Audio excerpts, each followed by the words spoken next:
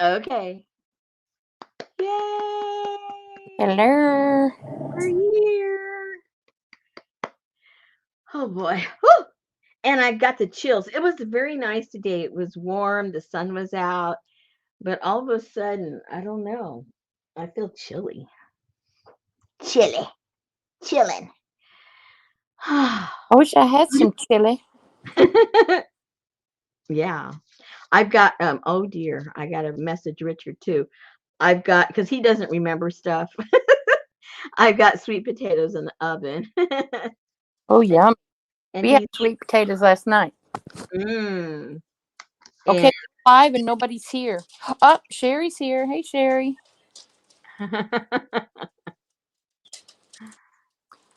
I don't know who went to Amy's sale the other night under my name and bought all that stuff.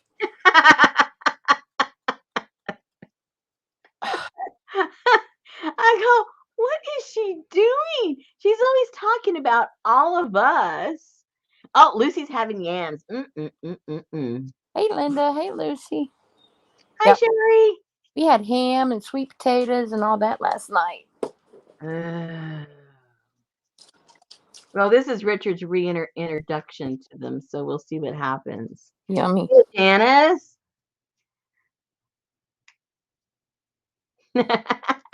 Hey, Janice. Yeah, see, everybody knows it's you because there's nobody even close to your No, name. somebody had my phone making all those purchases. But somebody beat me out of the grunge pack. Whatever. Well, it wasn't you, right? Hey, Jamie. I was like, dang. Yes, we are happy to see you. And then when I lost it, and she said, well, I have another 25 pack. I'm like, no, because I would rather save money and get the 50 pack. There you go. Yeah. You're happening. I'm happening. Yeah. Oh, man.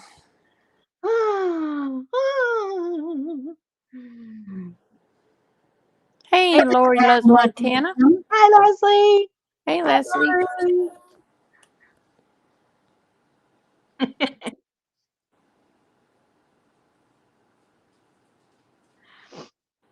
Oh, I've called you guys. I don't know why. Oh, so just so you guys know, my internet has been going in and out today, and we are in the line of some thunderstorms. It should be here in probably, I don't know, within a half hour or so. So Hey, CJ. if I lose connection, that's why. Oh, then let me put Fort Smith on my weather app There you go. so I can tell you, get under the table. No, we're not supposed to have tornadoes or nothing. It's just if we get the wind, sometimes down the street, the lines, there's trees down the alleys, and sometimes it kind of wreaks havoc on the lines. So um that's the only problem we'll have if we have any. I'm guessing. Okay, let's see. Where are you? Yeah, where am I? I don't even know. Where's Fort Smith? Haven't even looked. Where's Fort Smith? I see something banging Tulsa. Oh well, see, we'll be right behind them.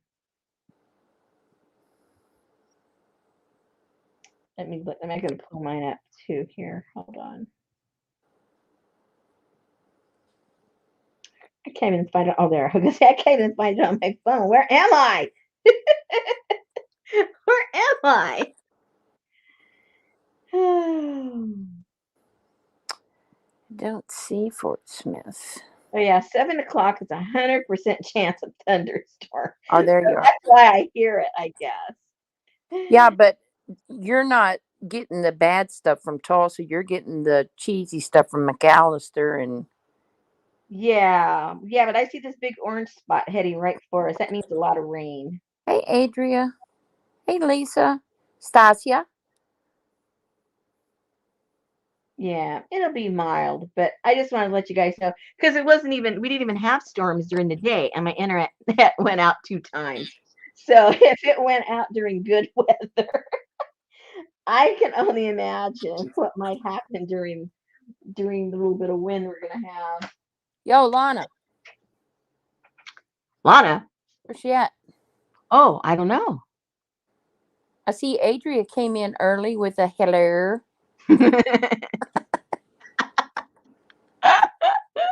All lurkers say hello.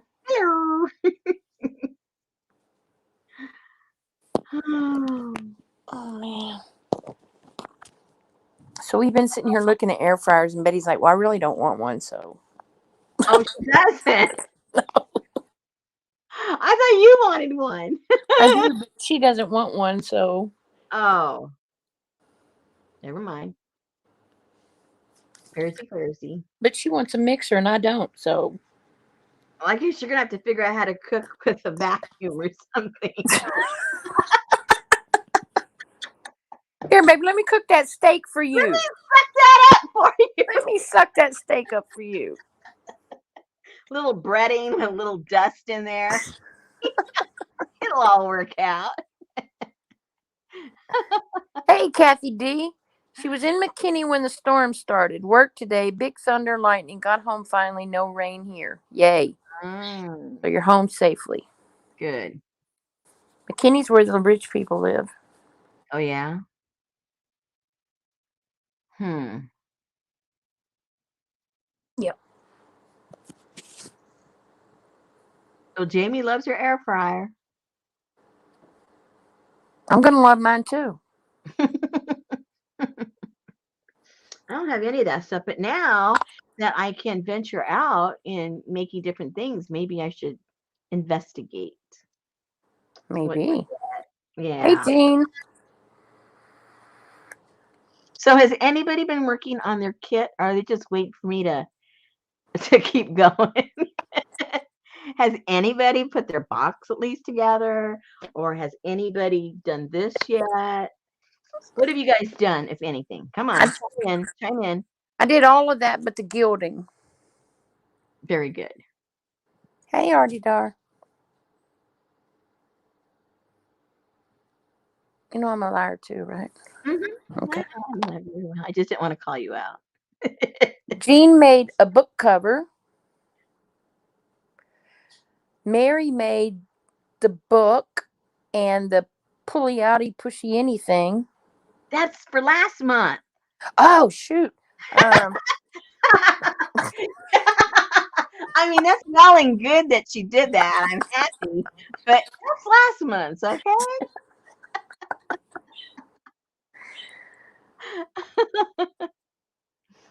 Hmm. I saw someone who I know used to lurk here Mm-hmm. come out with their own Egyptian journal that they're working on. Oh, lovely. Or they say, what is it? Copy, not copying, but Imitation. no, Oh, something is flattery when they I thought it was imitation. copying somebody. No, I think it was imitation. Oh. Artie Dar made faux papyrus paper with brown paper bags. Ooh, Lisa did not get this month's kit, or it would be done. that's true. She's Kathy very don't have a thing for the lid. what does that mean? She's starting stuff. I think so. She's gonna try to cause some trouble with the pattern I enclosed. Luckily, Janice and them were there the other night when Mary opened hers up because they had to tell her about um, the dotted line for the bottom and the. Oh yeah, somebody told me that Mary said, "Oh, she's saving on paper." Yes, Janice, imitation. It's imitation. What did I say? I don't know. I said imitation.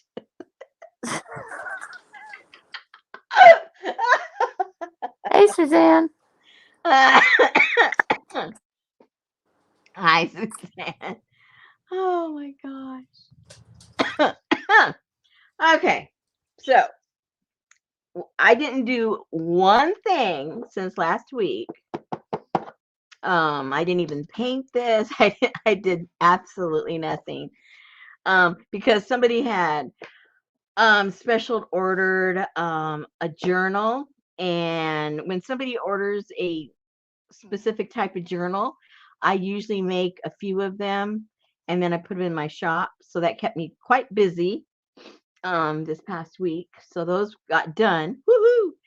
And and so now we can resume this together. Oh, let me before I even start, you guys. I'm gonna call my husband really quick so he make sure he checked the oven. The last thing we want is burnt stuff. I'll let you eavesdrop. Let's see. Let me I can't even oh here we go.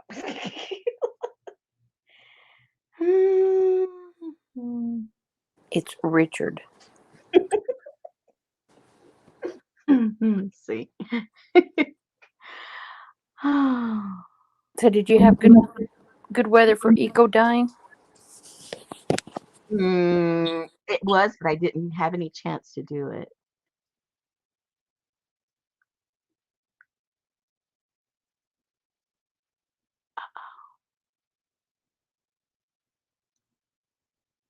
He's not answering. Hello.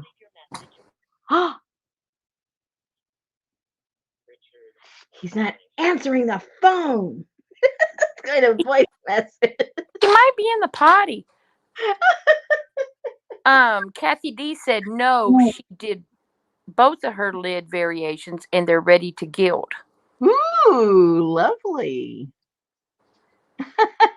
Artie Dar said, Rosemary, your package will arrive on Monday and there's more in it than just sleeves.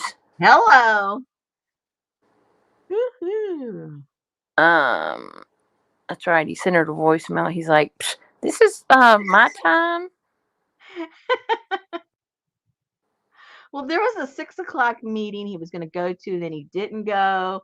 And he has his two lady cohorts that he works alongside with all this crazy stuff.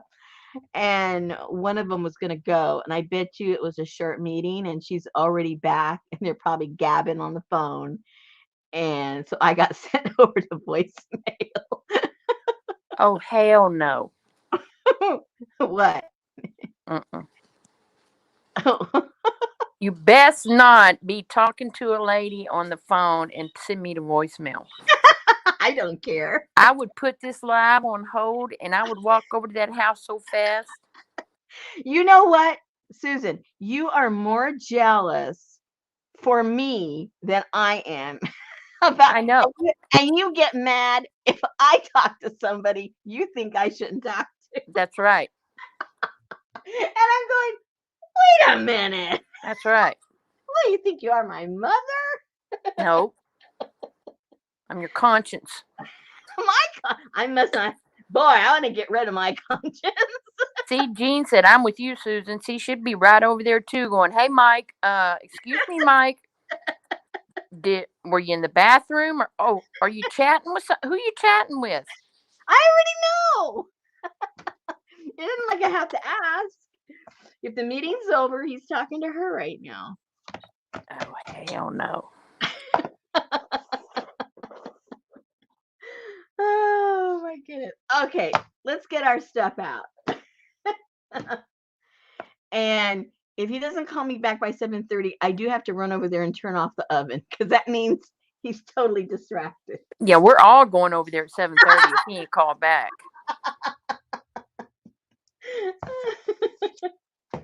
He better not make me go over there in the rain. I hope the rain isn't here by 7:30.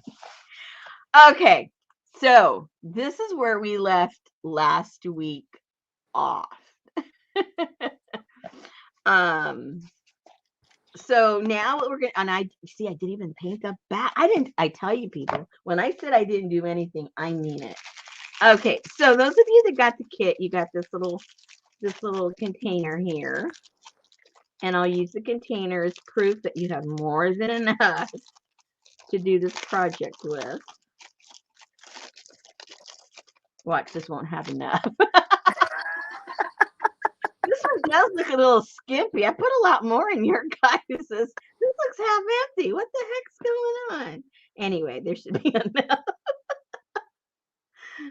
I'd really be embarrassed to have to whip out the big bottle. All right, let me get a little brush for that. Oh, dear. Let's see. And just use one of your little cheapy brushes because it is just like glue. You know, don't use one of your good ones. Use one of your mixed media ones. Hello, Mary RTA. Hey, Mary, we weren't talking about you. We're talking about Richard right now, chatting with some lady. Stasia said she trusts him. No need for jealousy. There you go. Okay. So, obviously.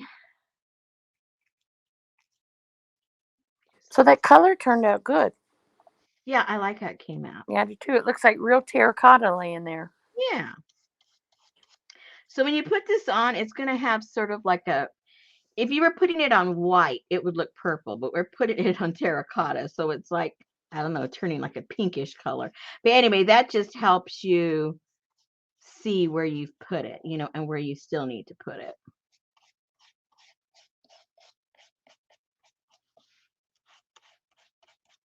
Uh-oh, she said, but her ears were ringing. Must be, what have you been drinking, Mary? Oh, can you smell that? Bacon frying in the kitchen? So you'll notice, unlike other things that you might have used in the past, this will stay usable for 48 hours. So it'll be tacky, and you can lay down the gold leaf up until then. Now, once you've got this on here, you don't want to put it right away.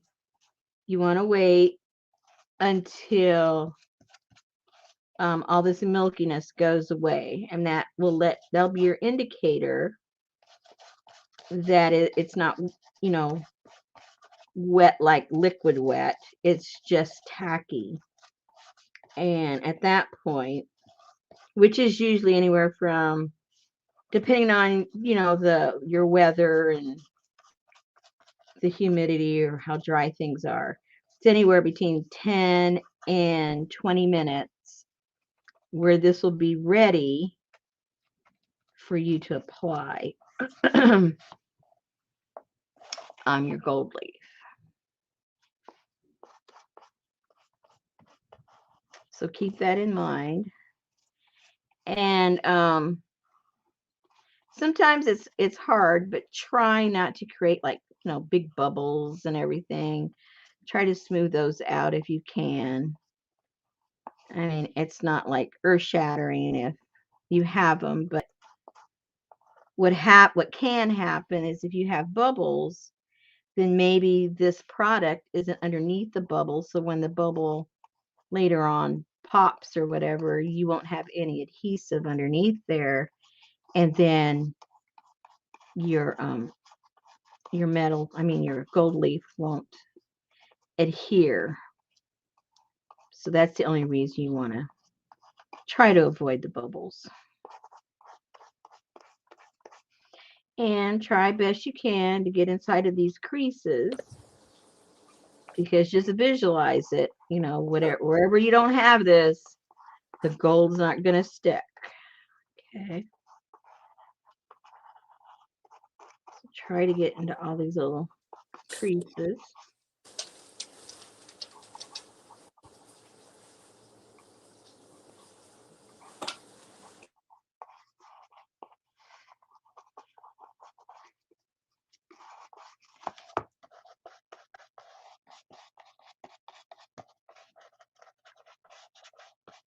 Now, the traditional glues that were used when gilding was done in the old days was a rabbit skin based glue. And so when you would do this the traditional way, you get these pellets of dried hide. What? Rabbit and pellets and Yeah. And so you'd get a bag of these dried rabbit skin. And when I very first started learning about real gilding, um, those are one of the first things he taught me because he didn't like the smell and he didn't like doing it. So he wanted to make sure he taught me how to do it properly because it was going to be my job. So you have to heat them up to a certain temperature so that they melt down. And then once it melts down, there's other things that you mix into it, and you can't get any lumps or bumps or anything. And then, you create this sizing similar to this. And then when it came to, we also had to put, before we even did this, red bowl on here, it's called a bowl. We had to put anywhere from 5 to 8 layers of gesso, real gesso. That's why today's gesso, I kind of giggle because we learned how to make real gesso, and that is underneath all of this before you even start putting all that.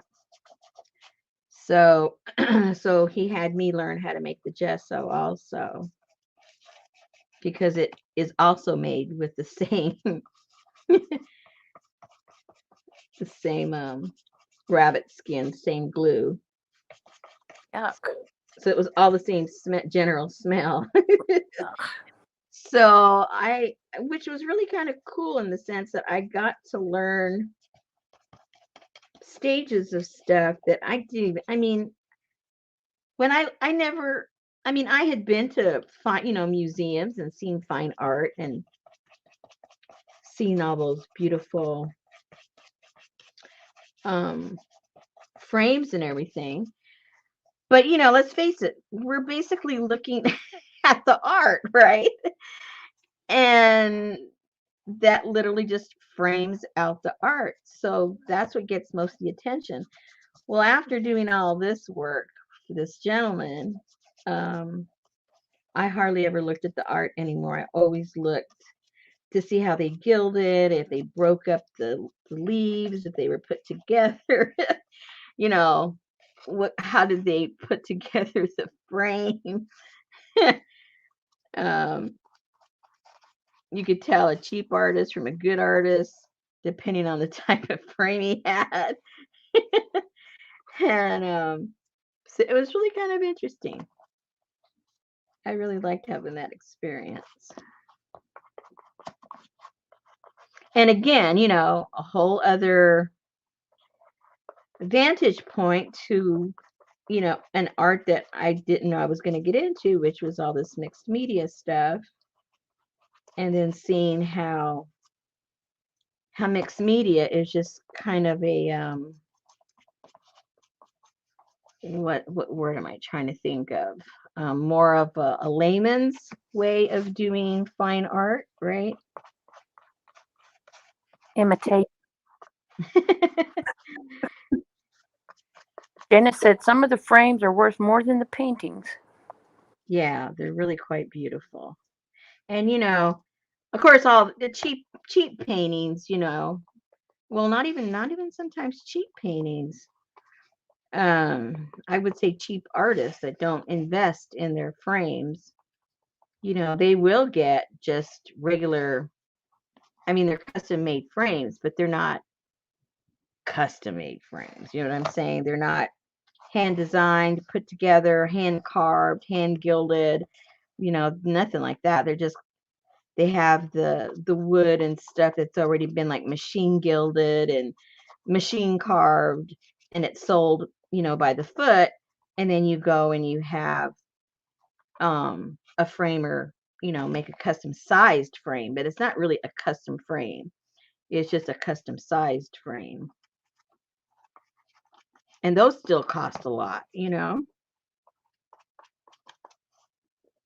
Okay, so ta-da! True to my word. I barely touched this. It still has as little as it looked like it had. And I've covered it all. Let me make sure that I have all of the edges because I want to make sure that I gild the edges. And what is that stuff called?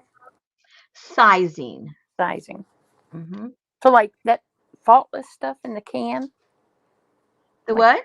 like that stuff you iron your pants with? No.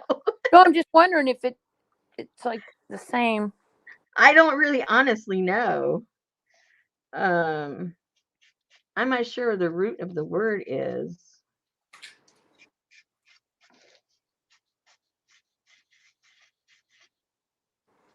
All the smart people are here tonight. They'll probably tell me. Yeah.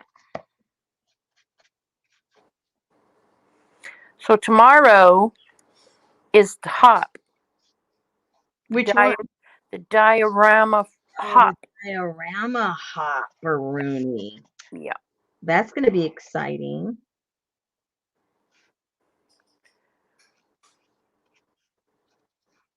That was pretty cool. Aunt Beck did an exploding canvas. I saw that. Wow. I haven't seen nothing yet. I've been trying to get those crazy journals You need to tell people hello. done. Well, I guess it's kind of hard to say not in the middle of my caboodle because it's been coming up on On what? caboodles. Hmm. Okay. So that's good enough, you guys. So now I'm going to let that sit for a little bit. Oh, tomorrow's Thursday. You know what? I took the recycle all the way out to the curb at 4:30 this morning and had to turn around and bring it right back in. Well, we were supposed to because tomorrow's a holiday and that meant they picked it up today. Tomorrow. So my husband called up and he says, "Oh no, I forgot to put it out. Have you guys already come in this area?" And the guy says, "Just put it out there and we'll get the troubleshooter to go out and pick it up." So he threw it out there and the troubleshooter came and picked it up. Okay, so Friday is the hop. I thought tomorrow was Friday. Thanks for busting that bubble.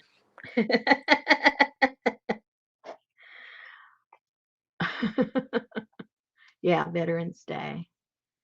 I better clean this off good. And that's another thing, guys.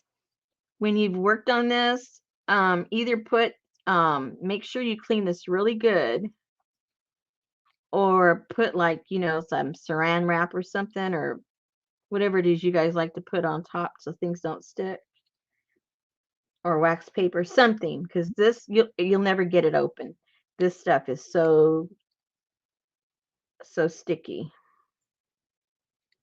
So Oh wow, Veterans Day 11/11/11.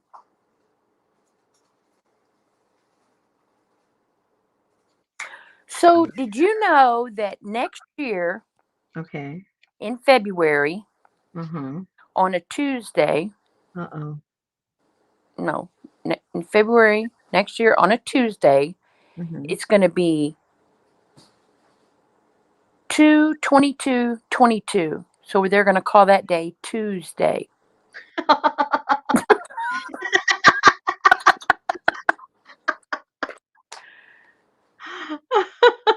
Right. That's right.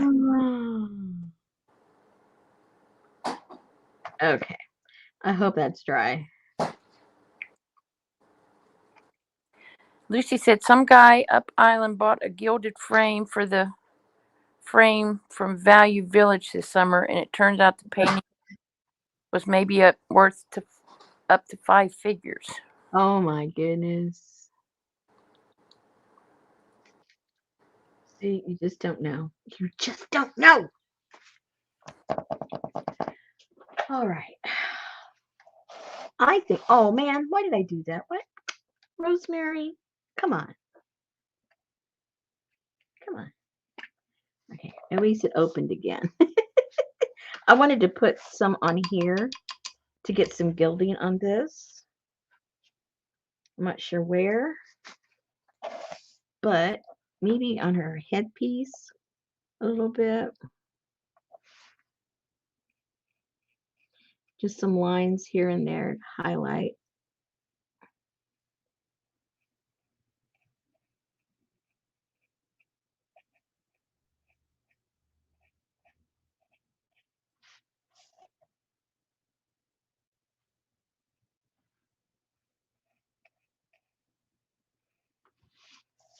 Now you would want to use a thinner brush, but I don't want to mess up another brush.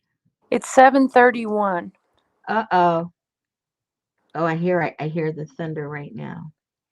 It's going to be here in a second. Okay. Um, keep the troops entertained. I'm going to run over there real quick before it really starts raining here. I hope this is an earring because it's going to be one now. I'll be right back. Oh no, it's raining already. Call Richard. Oh, I see the light on in the bathroom. Still?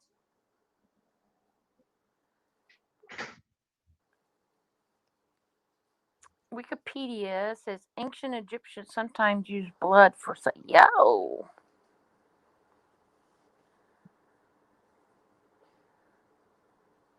I wonder why.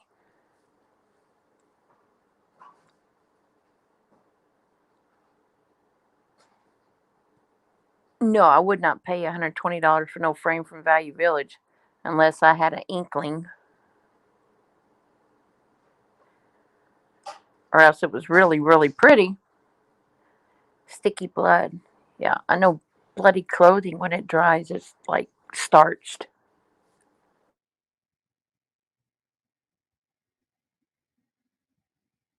So maybe there's sizing in blood.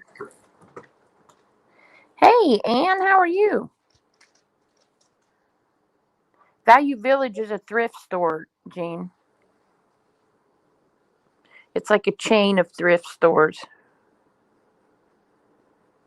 So you wouldn't expect to spend $120 for a frame at Value Village. You'd expect to spend $5. Okay. So for those of you imputing bad motives on my husband, he was in the shower and he already turned the oven off. So there.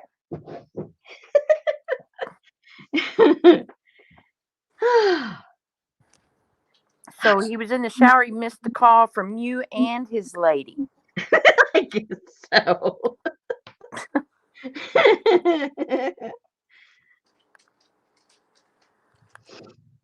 I could see that, Janice, because my mother used to put egg white on her face, and she would look like Mommy Dearest when it started drying and Gloria, tightening. she had the Gloria Swanson look. It's like you'd see her with that, and you'd like unhide all your wire hangers.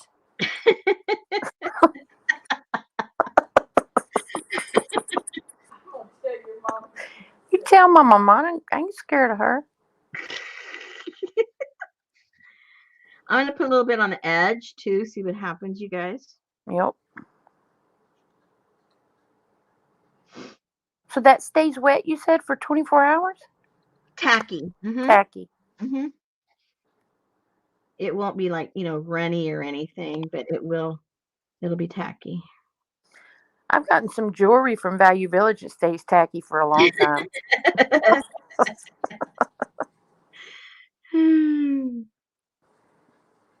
Egg whites are great for burns. I did not know that. Me neither. Never heard that before. Always put vanilla on my burns.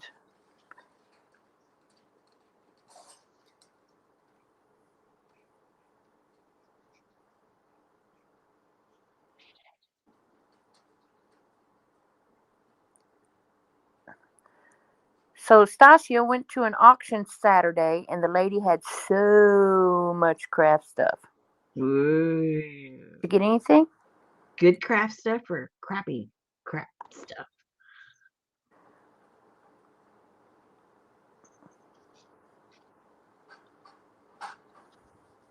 We need to know. We need to know.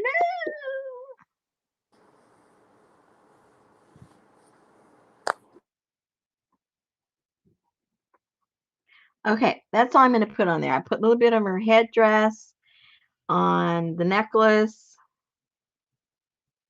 and around the white edges. I think that might be it. And her earring. Say what? And her earring. Yeah. Toothpaste is good for grease burns. Oh, she got a big shot. Whoa. Maybe on these little parts that have already like been torn away on the original, I'll put a little bit of Embroidery floss. I Mm. went to, because, if I go out my back gate of my fence, then I'm in the church parking lot.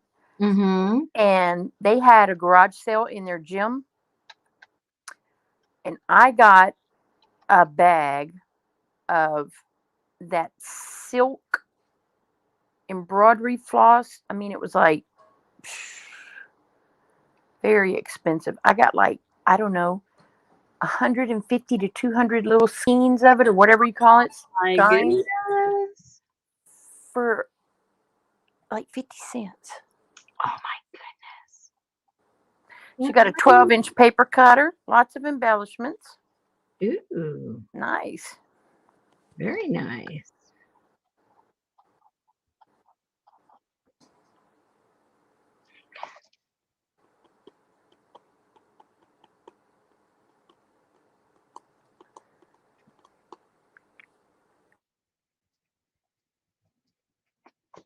Okay. You can go on and on and on, but then, it's like crazy time. Got a cuddle bug. Woo. Yeah, but I gave it all away, Lucy. Wishing I hadn't. Jean said put the brush down. You did. Okay, now see this one. You see how there's no white anymore. So that means it's now just tacky. And anytime now you can go ahead and put the gold on it. Whoa, it just looks like wet paint, right? But you don't see all the white or the purple or blue or anything. I see the shiny. Yeah. Okay, so let me get this one out of the way, because when we play with the gold leaf, and that's another thing, your gold leaf is going to fly everywhere. So be sure wherever you do it, you don't have like your dogs and cats around that are going to want to, lick it or snort it or eat it or whatever. And then, have something to clean it up or sweep it up, or a sucker upper or something, because it is going to be kind of messy. Is it that airborne? Oh yeah, if you just breathe heavy, it'll fly around. Oh Lord, are you supposed to wear a mask? I don't, but if you're sensitive, I guess you could, and everyone's got one. Put it on. It's true. It isn't like, oh, I don't have one. Wear your mask, yes, please, you people. do. You have one. Okay, so let me put this back. No, I better not put that in back. I think it's right. Never mind. I'm just talking to myself. I say you just sprinkle some glitter on it. You could. You could if you wanted to. That would be tacky. Ah. That's right, Kathy. Turn your ceiling fans off. Yeah. And don't breathe heavy. Don't breathe heavy.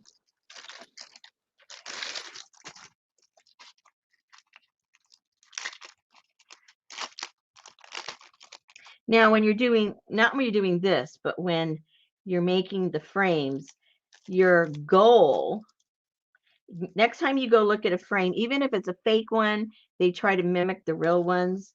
And if it's a gold one, go look at it and you'll see that every so many inches, there's going to be where the next piece of the gold begins. And you'll see it all the way across, all around the um the frame. And so the goal of a true gilder, a master gilder, is that every single section is going to be the same size, because you're not going to make a mistake. You're not going to have a break in your gold leaf, and you're going to set it down perfectly. Does that happen to the average Joe Schmo? No. But that is your ultimate goal, as because there's different, it's apprenticeship and there's different levels of being a gilder. And so you can't make it to the higher echelons until you can do a whole frame with not breaking your leaf. Hey, Tamara. So it's really a really cool art. Okay. So it's kind of like seeing if, who can peel the potato and end up with the longest peel. Exactly. Okay. Exactamundo. All right. So where is my little, just to show you guys. I won't use it because we're not doing that kind of gilding, but just so you have a little background.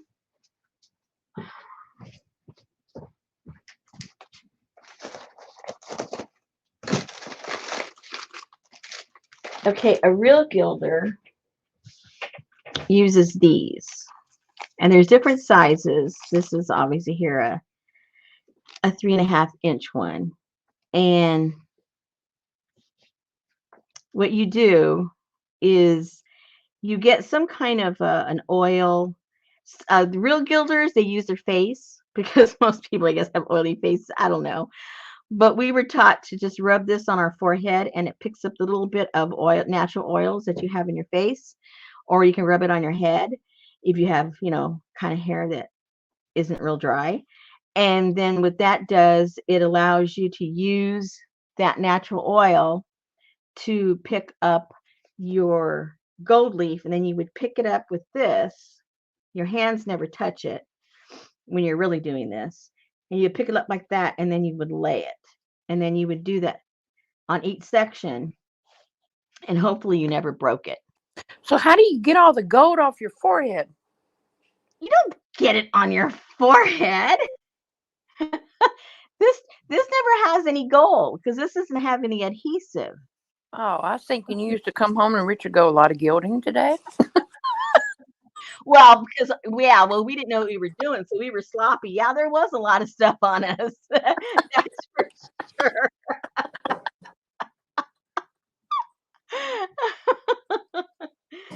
So anyway, so when you're doing the frames, this is what you would use. And if you are doing small frames, then obviously it's a metal cutter. There's a name for it. I've already forgotten what the name is. It's a pad and it has leather on it. And you would lay your gold on that, and there's a special knife for cutting gold leaf, and you would cut it to the size that would fit on um that surface to that particular frame. So if it was a very, very narrow frame, then you would cut this maybe in, a half or 3/4, and then you would pick that up and lay it down. So depending on what see, I'm talking, it's blowing around. So depending on the size of whatever you're working on, would determine, if you're going to use a full piece or if you're going to cut it. And then an exterior, I'm sure you've seen really, really beautiful old buildings where they even have the gold leaf um, on in the exterior, and they have it like on those, especially on the Greek columns. And of course, then they would cut those proportionally to wherever they're applying them on the exterior. But we're just slumming it here, and I'm just going to put it over there with my hand, and I'm not even going to worry about it because we're not doing a professional anything. So there. Okay, I think I've talked long enough. Let this dry a little bit more. Let me see. Any questions? Not yet. Oh yeah, Jan was talking about what I was just saying. Yeah, on the corbels, yeah, exactly. They would cut them into smaller pieces, because when you're doing that kind of a work, um, having that solid piece, it just it's of no consequence when it comes to that. Gold on the forehead. Yeah, well, I didn't usually have it in the forehead. I usually had it on my hands because I was busy doing the glue. And so I would get some on my hands, and then when I had to clean up behind the guys, I had to clean up all their gold, and it ended up in my hands. And then of course you touch your face, and oh my gosh, it was a mess. What would happen if you gilded on wax and the wax melted later? Well, a lot of artists, they do do they do apply gilding to encaustic work, but it's one of the last things they do. And the encaustic isn't going to melt unless you put a torch to it. So, because a lot of the stuff that you see in the digs that they find that work in there, that's either done on plaster or encaustic, and those have been gilded, and they've been there for hundreds, thousands of years.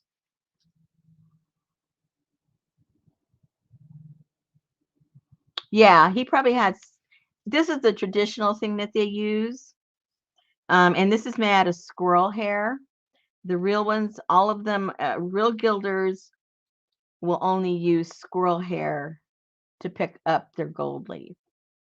So you're dealing with you're dealing with Rabbit skin, squirrel hair. squirrel. Hey, Vanessa. Yeah, that was interesting. Okay, I need another little brush to cut that down. Let me go get this over here.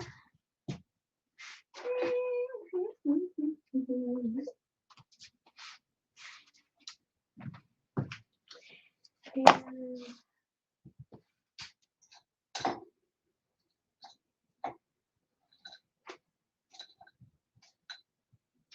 something small. I think by the time the night's over with, Jean's going to paint hers with golden gold. Hey, Well, Devin. no one will blame you if you want to go a different route. Where's my little? Oh, I don't know. Oh, there it is. It's a little stubby one. It's funny where little stubby thing went. Okay.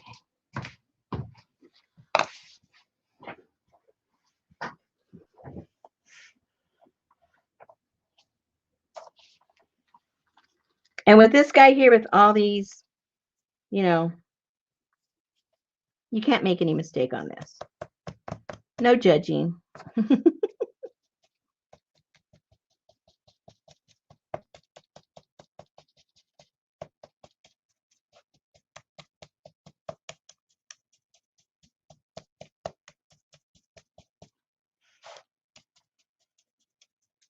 And right away, if you missed a spot with the sizing, you're gonna know it. And you can always come back and put some sizing there. You'll have to wait, a few minutes before you apply anything, but there's no problem in doing that.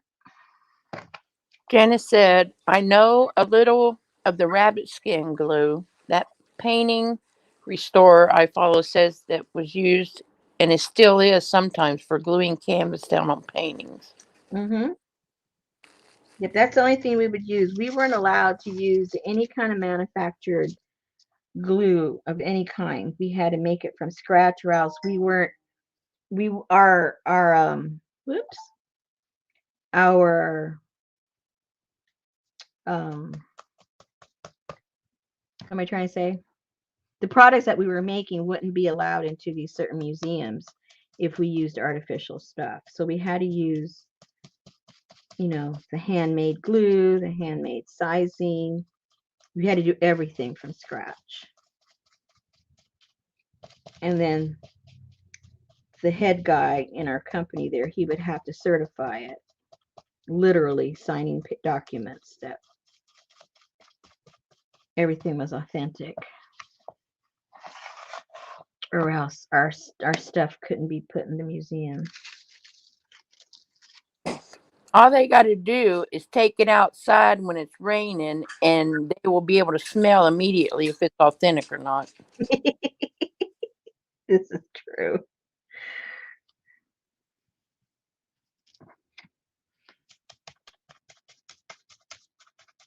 My old gilding buddies would be gasping right now. What the heck do you think you're doing, Rosemary? Don't you remember anything we taught you? Yeah, but we're just playing. We're just playing.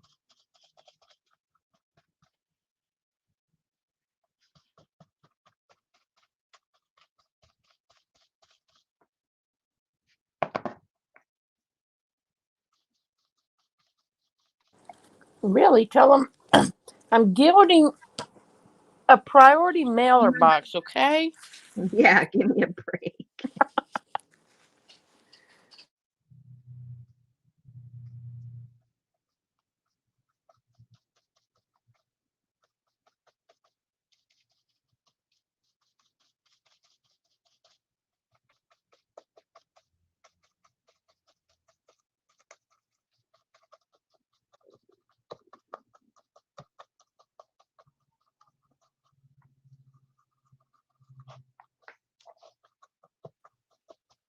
Lucy said they use rabbit skin glue on most of old book bindings.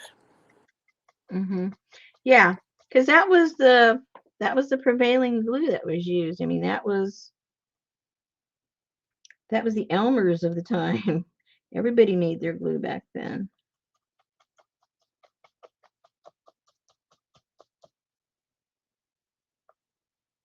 And so the tradition goes on, and the various artisans that want to do things by tradition, they will still use that product. Now you can buy the glue that's made from the rabbit skin, but our boss insisted that it be fresh because you just didn't know how old it was when you bought it, and we're not going to be putting hundreds of dollars of gold on something that's going to fall off. So, Don't you have like rabbit traps set out in the back field? ha ha ha. Well, I mean, where do you go to get fresh rabbit skin? You buy it in pellets. I mean, it's made in France. This particular one we got is it's manufactured in France, and all the restorers. There's only a few companies that sell restorer kind of stuff, and some have tried it, but only certain ones have stayed in business over the years. And those are the people you go to. They have it. They have the stuff. I don't know how they resource it, but they do. So Devin wants to know if Elmer Fudd was a frame maker, and was that why he was always hunting rabbits?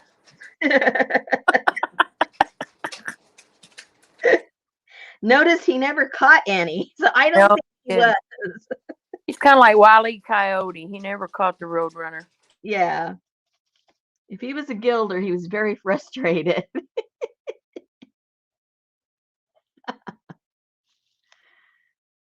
He went out of business pretty fast. So just grab your little leftover pieces to fill in those gaps.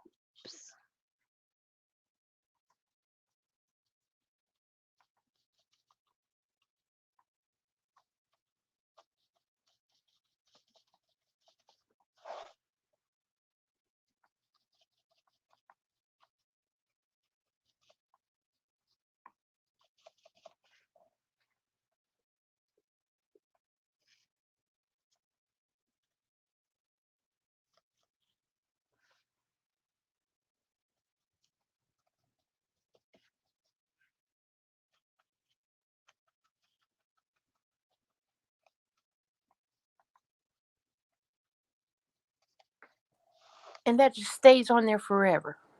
Yes, ma'am. Do you put anything over it? You don't have to. If you want your gold to just be bright like this, once you're done, you're done. If you're using metal leaf, you have to seal it because most of that is copper. And as we all know, copper does start to tarnish, but gold does not. But we never left our gilding work just like this because when it comes to frames, if you want them to look like they're old, the masters never left them just like that because it was just too ornate and too, maybe during the Gaudi period they did, but Yeah, uh, antiquing look or something. yeah, it's always toned down and antique. So that um and so that's what I did with this one. You'll really see the contrast side by side. And that's what I did with this one. This is antiqued and toned down the way we would do the frames. But some of you might look like the shiny look. Nothing wrong with that. It's your piece. But I'll show you how to do. I'll show you how to finish it the way it would be finished, like for an art gallery. But you can surely leave it however you want.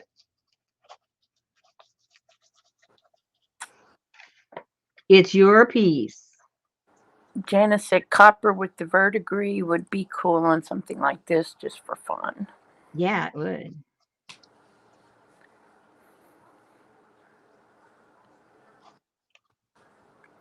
And so all this leafing, you can buy them with just the copper. You can get them a lot of different ways. I haven't looked it up lately what the prices are for all those other variegated ones, but gold has obviously gone through the roof.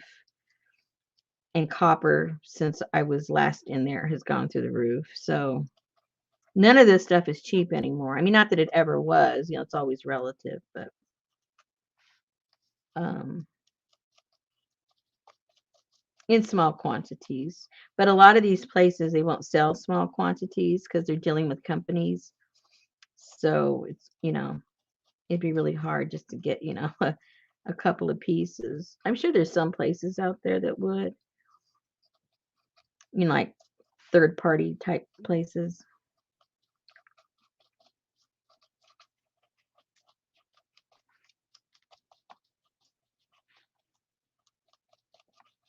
But we used to get stuff, by the pounds.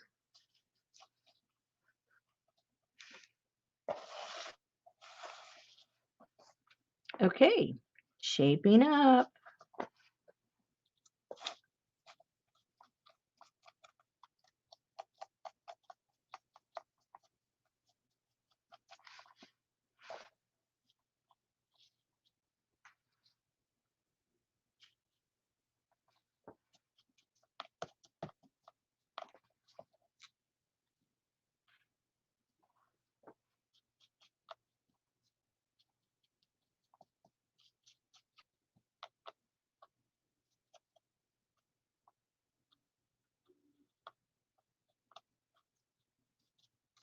Mary said, "Where did you get the gold leaf you are using?"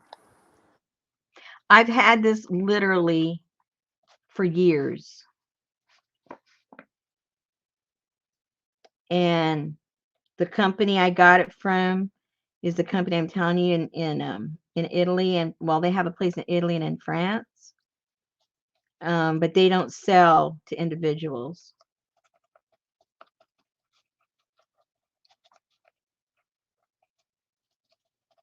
But I'm sure there's companies out there where you could buy it.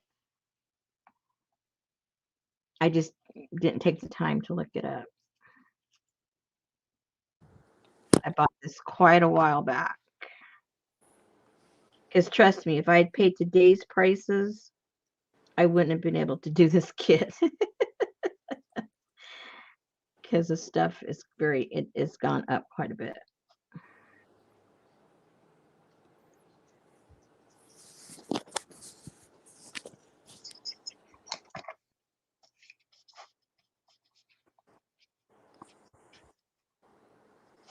can get it on Amazon.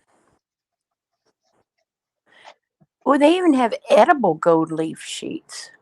Yeah, for the baking industry. They put it on desserts and stuff.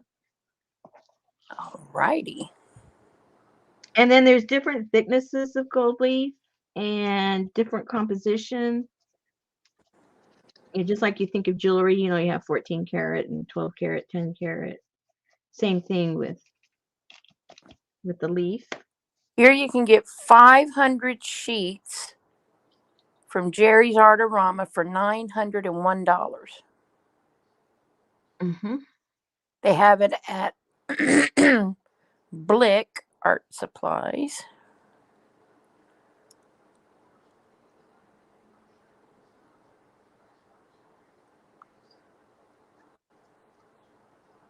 And what's the percentage of gold on that? Which one? Let's see. Blick is no, that's metallic. Let me go back to the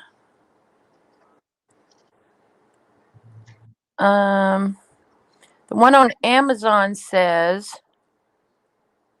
hang on, I'm pulling it up.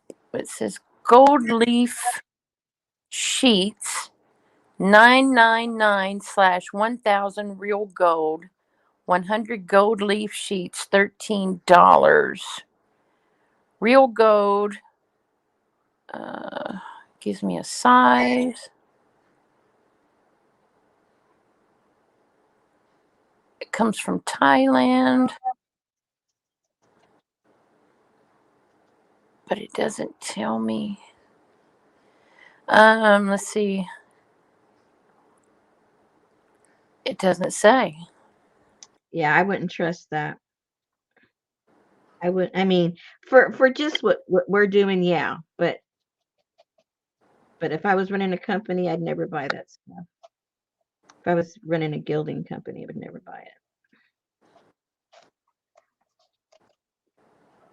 But hey, we're just playing. We can buy whatever we want.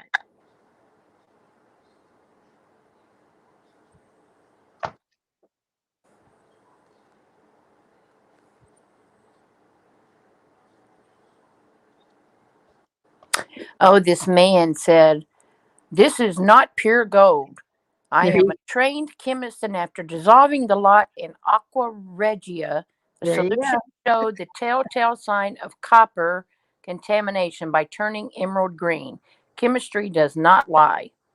Yeah, most of those places that say it's gold, it's not. It's gold leaf, metal leaf. Excuse me. It's a metal leaf, not gold leaf. It's a gold color, but it's not gold. You got to be really careful.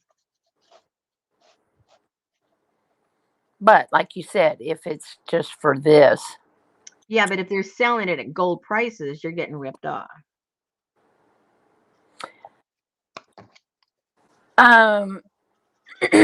Mary said, "By the way, Rosemary, I did not like the music box. You have to continuously crank it to hear it. I tried to return it, but Amazon refunded me and told me to keep it." Yay! That's right. I'll have me some golden Cheerios, Devon. Crank it up.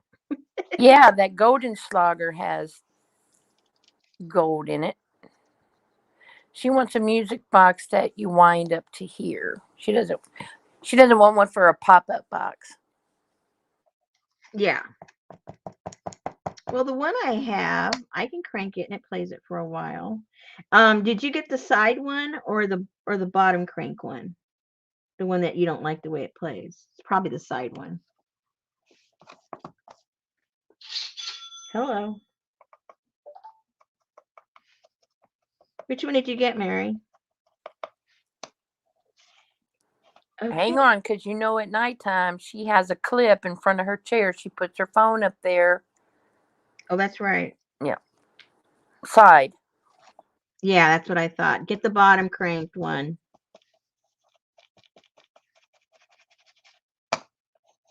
I think I gave you the link for both. I'm not sure. If not, I'll get it for you afterwards. But definitely get the bottom cranking one for what you want, your purposes. And I show you how to do both types, so this won't be a problem.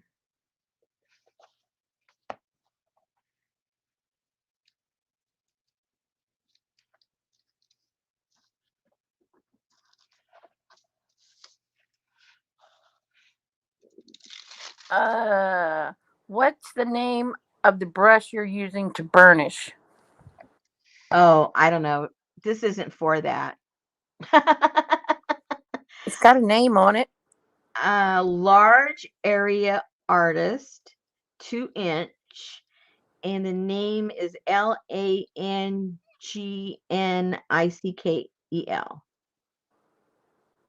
Langnickel. Nickel. I don't know. I have no idea. I got it at a secondhand store. Mary So said the bottom crank is a wind up. yes. Yes. Oh, I guess she could hear you, huh? Not like I went in the other room and asked a question for a customer. You're used to saying it out loud because you read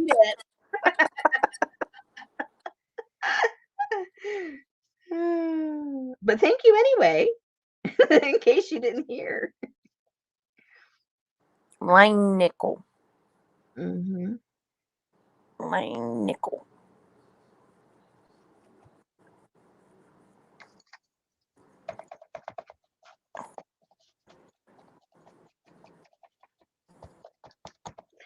Now, when you move up from being a gilder that works with sizing, then you learn how to water gild.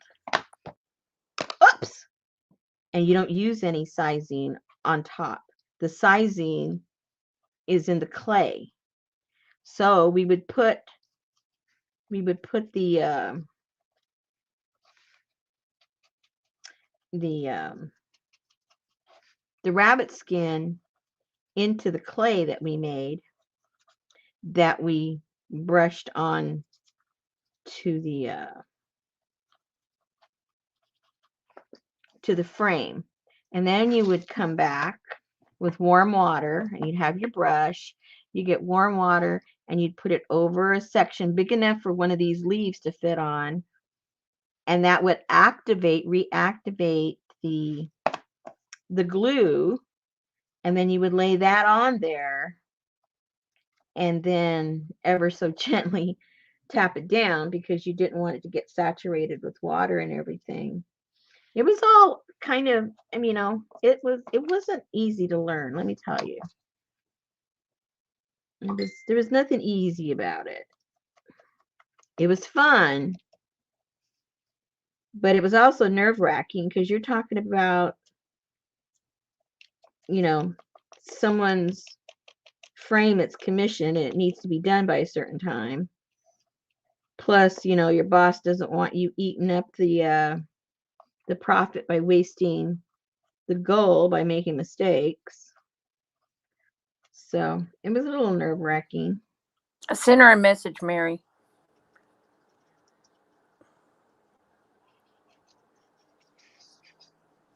Remind me. Yeah, to send Mary the Mhm. link to the bottom. Okay, thank you.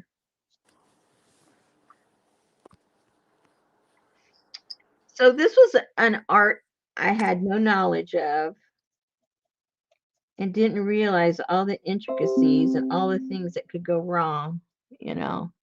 It was interesting. Very interesting. And then there was traditional. You can go, and I've forgotten the names of everything, you guys. It's been a long time since I did this. But you can go into museums, and if you just look at the frames, you'll start to recognize certain patterns in the carving of the frames, because certain carvers became famous throughout the centuries. And then as time went on, carvers would imitate the type of carving they did. So you had certain profiles in your repertoire. If you were a carver, you would have, X amount of profiles that you would have your customer choose from, and you would, carve that design. And then occasionally you would have a customer that wanted a custom design. He had designed his own profile and Of course, that would cost more because the carver's never done it before.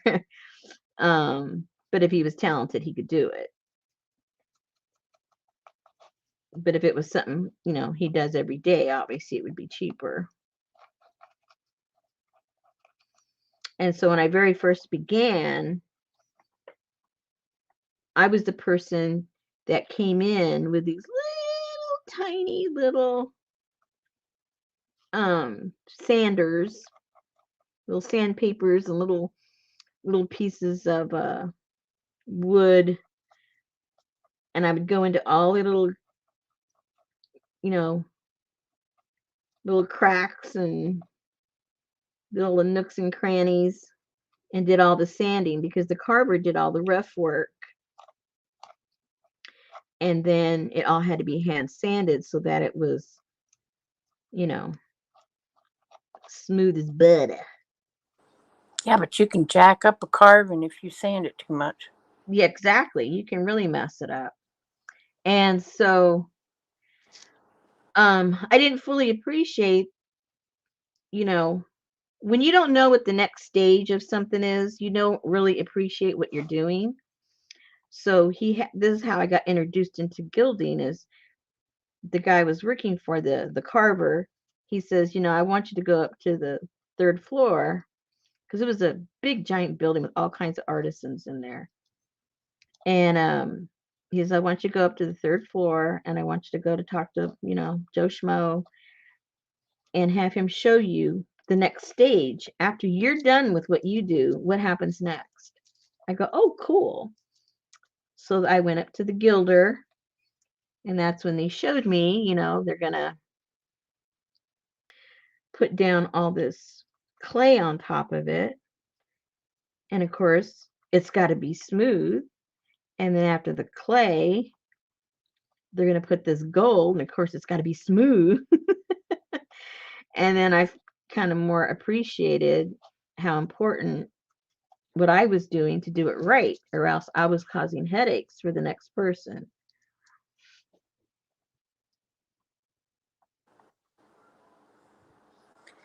Mary said, it's looking really nice, Rosemary.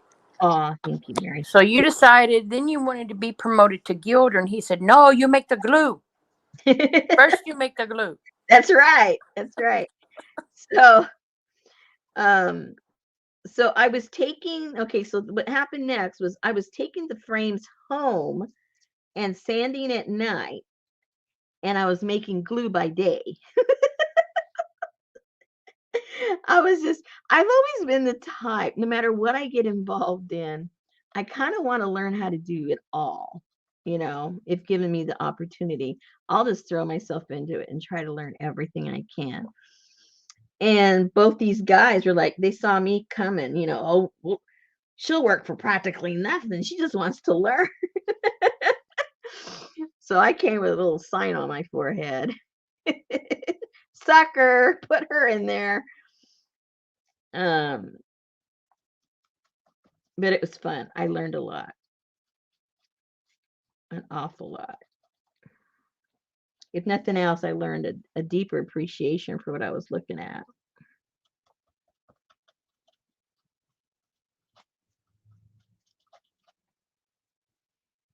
And then I got to meet the people.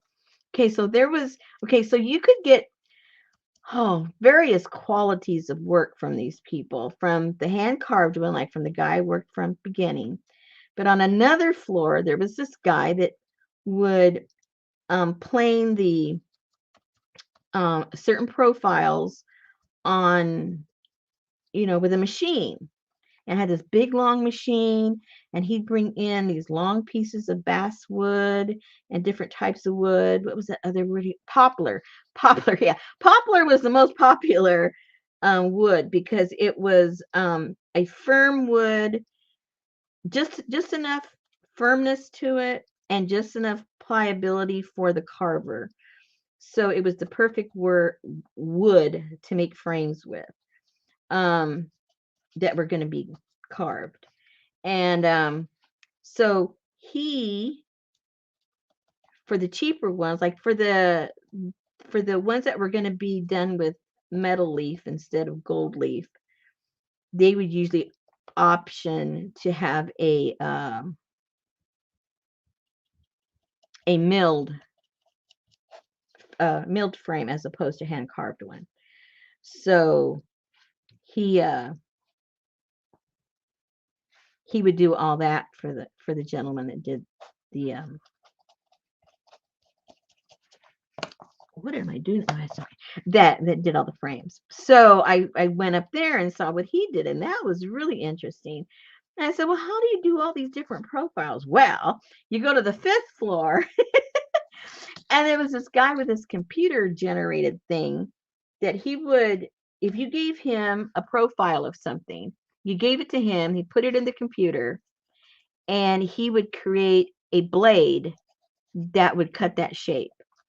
So that's what they would do. They take it up to him, like the guy downstairs, he would hand carve something, take it up to the guy on the third floor, who would take it up to the guy on the fifth floor, who would make him a a blade that would cut that profile, and then he'd go down to the third floor in his machine shop where he had all of his wood, and then he would crank it out by the feet, and then we would buy it by the feet, and then we would cut it to the size that we wanted. We miter it and put it together and create the frame. We would just get we would get it by the foot.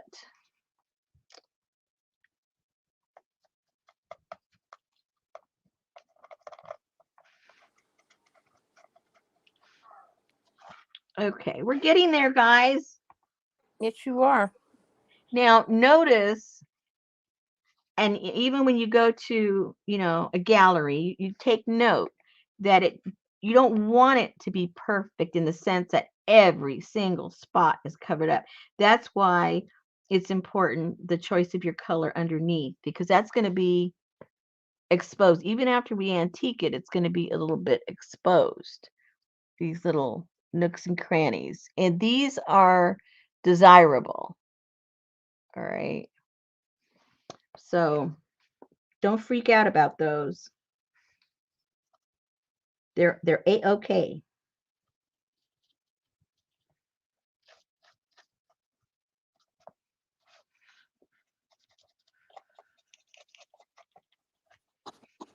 Alrighty, we just gotta get this little edge right here.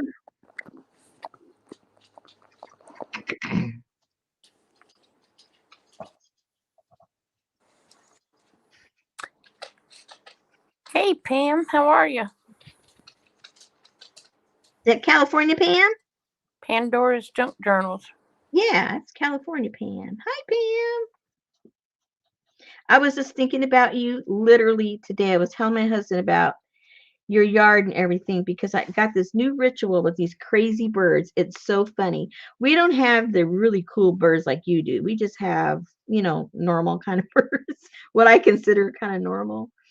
But you have such a beautiful variety. But anyway, um, they now come and bug me if I don't feed them by a certain time. They'll start gathering. If they know I'm here in the studio, they come over on the bush by the window and they start like squawking. And now with the change of time, I keep forgetting to get out there and go feed them at a certain time. They usually eat about 4 o'clock is when I feed them. Because if they haven't gotten enough food during the day, 4 o'clock's late enough because they're getting ready to go to bed. And Aneva. and so I go out there, and if this has been over like maybe over a month's period of time, but now we've gotten to the point where if I'm walking from my house to the studio, which isn't that far, but they see me and they hear me, they come over and they all rush over to these bushes and the trees that are close to my studio, and they go beep, beep, beep, beep, and they're all making their noises, right? And I tell them, just wait a minute, I'll go get your food already, calm down, I'll go get it. And so then I go inside, and as I'm throwing it into the ground, they're all coming behind me. I'll like be throwing it down and walking, and they all come down. And then I mean, hundreds. I'm not exaggerating. I have to film it one day. All of these birds, it's crazy. And and then and then when they're done, they come around the bush again by the house.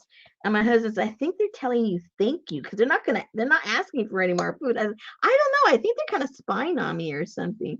But it's kind of funny. And then when I do remember to feed them before they remind me, all I do is I go out there and I do you know, this whistle that I do for them. And I just whistle at them. And as soon as I whistle at them, phew, it's like like a magnet. They're there in 2 seconds. Like, oh, she's going to feed us. She's going to feed us. And I don't know where they come from, but they come. I still haven't figured out where they're coming from because they're there like in seconds. So they must be in the pecan tree or something that's there in the backyard.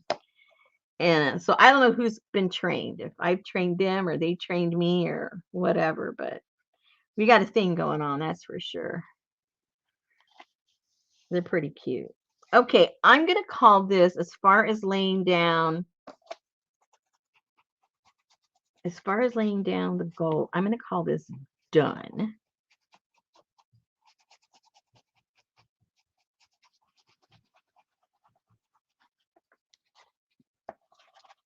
And you want to get rid of all the loose stuff. I would do this outside, but it is raining. So.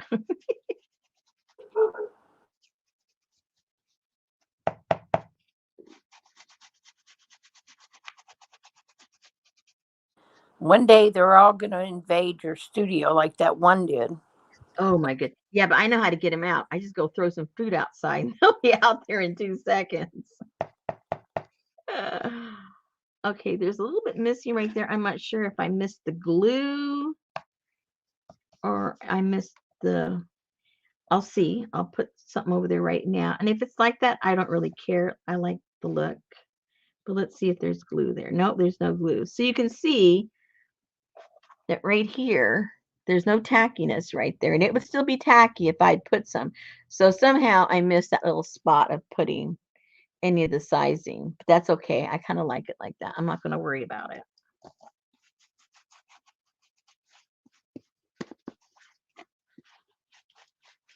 Janice said, if you don't see them around, there will be a hawk passing through. Although, since you don't have a feeder, the hawks may pass by. They've learned to hunt around feeders.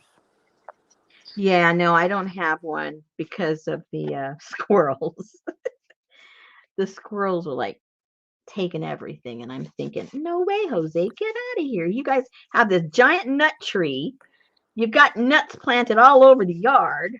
Yeah, but still, they freaking squirrels are crazy. They are. It's so funny you see those videos where they grease the pole of the bird feeder. Yeah. Okay. Ta-da. Okay. So let's put some on the white one where I see if I remember where I put the glue. I'll probably be able to see it shine. Pam says she has a daily Cooper's hawk that comes by. Oh.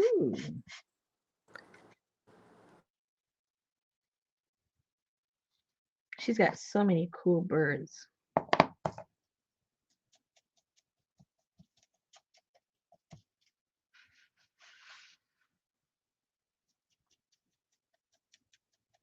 Remember, I only put it on the edge here.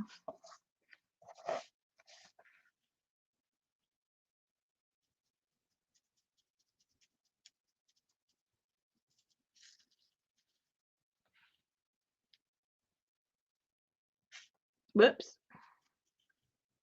Kind of ripped that puppy.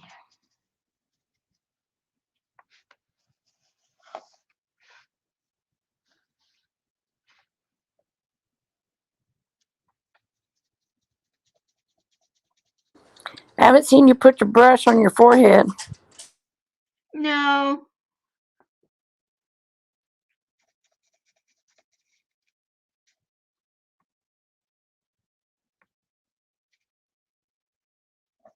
I'm not doing it the real way.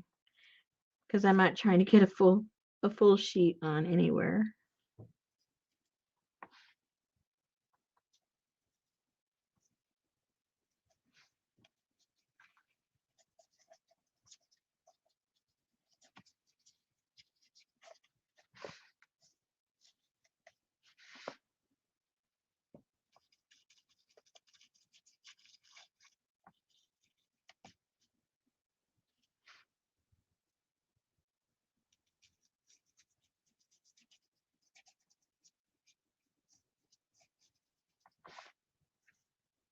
We have falcons in our neighborhood.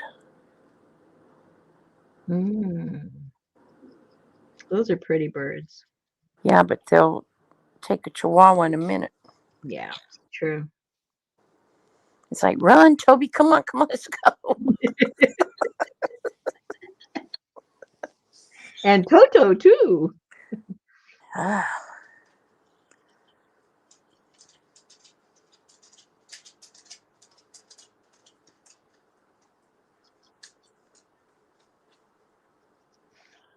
Okay, we're getting there.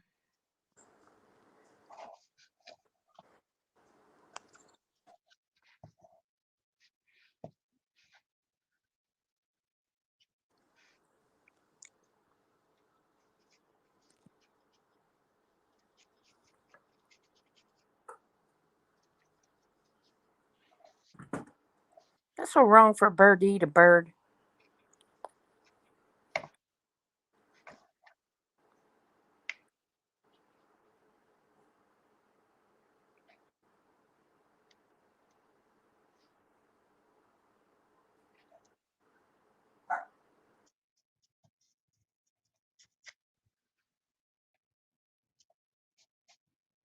We have to take Sammy into the vet tomorrow. I think he's got maybe an ear infection or something. He keeps going when he's ear scratching his ears. Oh, gosh. It was about time for his checkup anyway, so get him in there before they get the really cold weather. It's a real mess.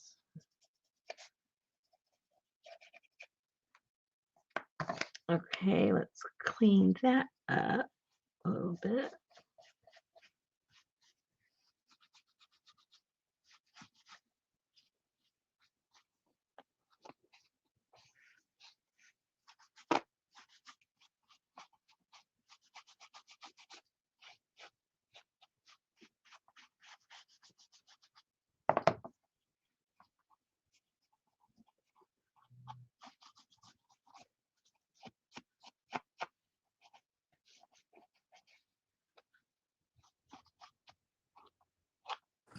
Pam said she likes this one. She just bought the kit. Oh, thank you.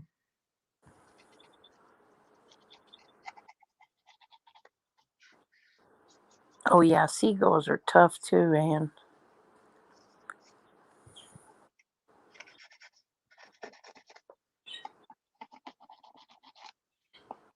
Did you see? I was thinking about Pam and all that work she does with her fabric and stuff. Did you see the new plan for what's her name? The one that does the tags, and what's her name? Anne. Or is she an Anne? I'm getting confused with people. Yeah, she's an Anne, right? Do you know who I'm talking about, Susan? Oh, look how cute. Oh, Susan's gone completely. What happened to her? Oh, there she is. Hold on. I got to put Susan back in. I'm going, where'd Susan go? Yes, I did. The flags. Yeah. I mean, I didn't see the whole video, but I was so envious of her ring of. I know. I was like, man. Well, yeah. I know Pam's going to do it for sure. Yeah, Ann Brooke. And that's a cute idea. When I had my collage group, we did the swapping of the flags, and that was fun. That was fun. Of course, doing it with her, you're just getting your own. But if you were to swap with people, that's a lot of fun. You get to see other people's work, you know.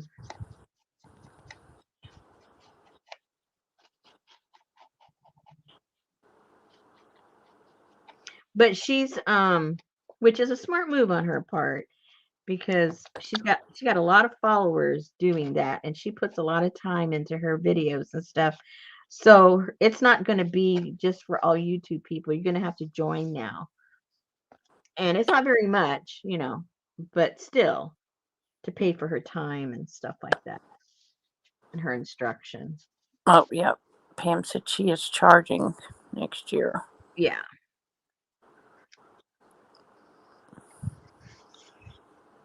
Okay, so now I got to find where I did these. kind of went on. I kind of went kind of crazy and kind of went all over the place. And now that it's dry, I don't see the purple, so I'm not sure. Okay, there we are. I'm not sure if I did every other one or every one. I don't remember. So we'll just put it everywhere.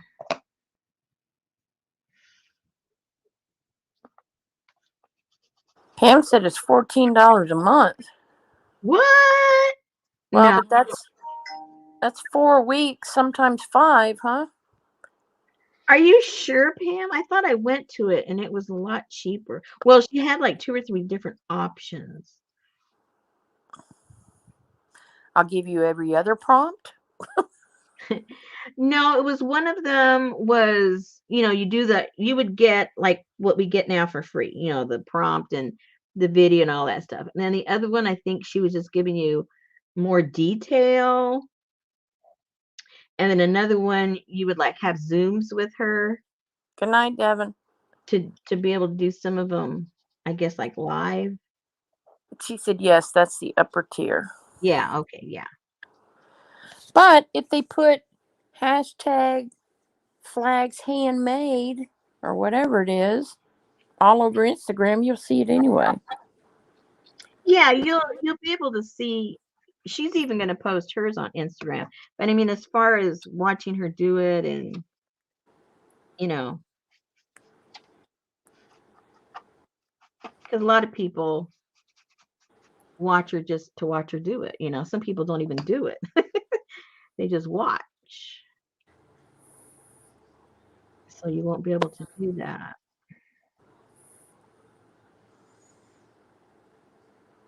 Which I see both sides of the story, the fact that I provide content, I get that, but then I also get how much time is involved and how much you're giving away for free.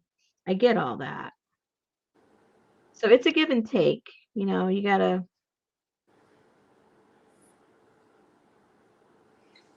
figure out what's best, for each individual. For $14 a month, I need her to send me the fabric and the tag.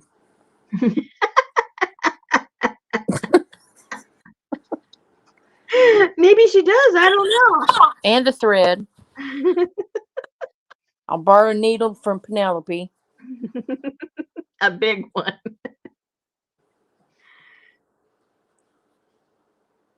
Pam says she understands. She usually sends her a tip. Yeah.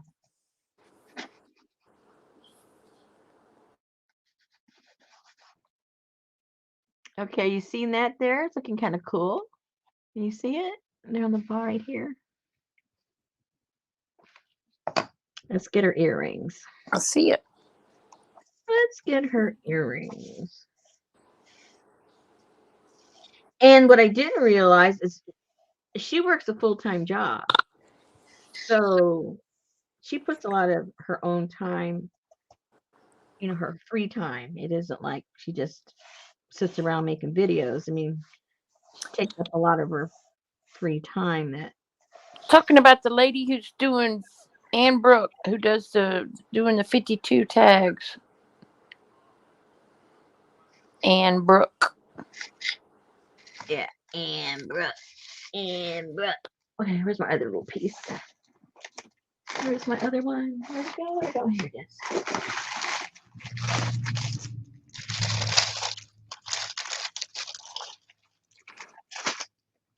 So in your package, you got enough to do 2 of these because I didn't even use the whole pack on this, and you got 2 little packs. So if you wanted to make another cover or use the gold on something else completely different, you got plenty of supplies there to play around with it and see if, you know, it's a one-time thing for you or if you want to try it on other stuff, you know. Okay, earring time.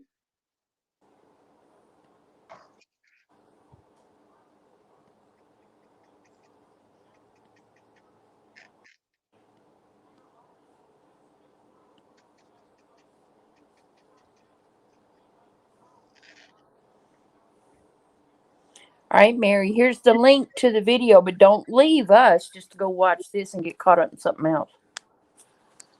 Oh, she found her. Never mind. She don't need me.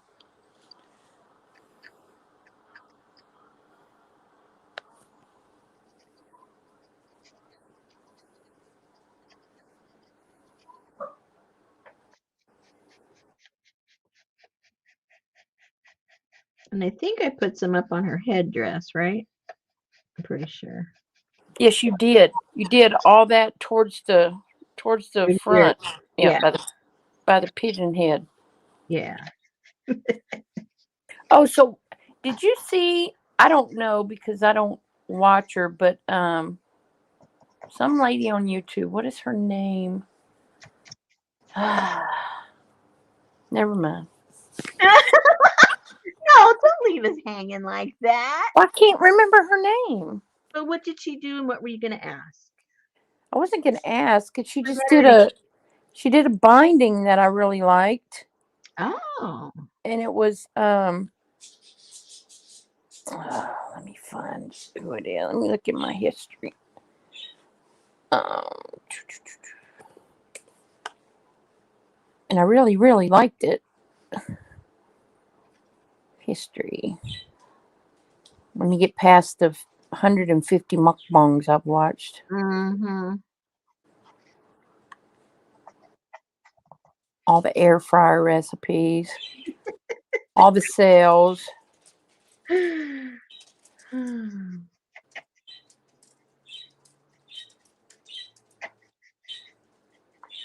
Treasure books. Do you watch treasure books? Yeah. Okay, that exposed spine binding. You mean the one we did last year? I don't know. This is different. Okay.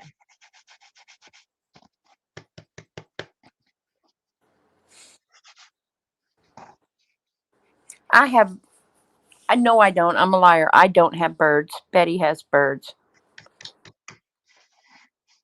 Oh, look. And they're singing in there for some reason. I like how this came out, you guys. Very cool. And don't cough Don't down cough. on it. Don't cough on this stuff. And then whatever you have left over, put in a little jar or a baggie or something. And now you have, you know, some flakes to play with. If you're gonna do it on put it on something else, you know. No need to throw it away.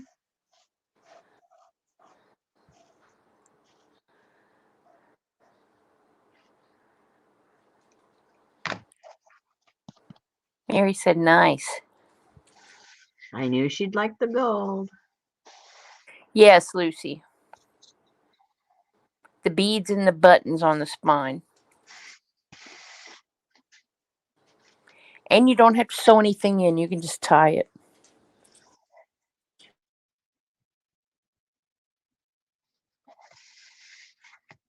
Okay, let me find something to put that in.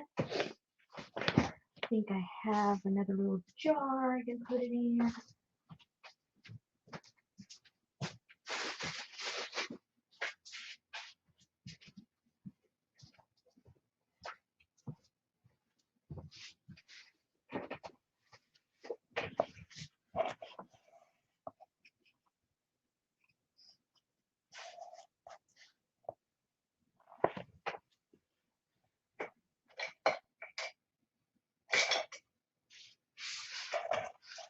Is this gold edible?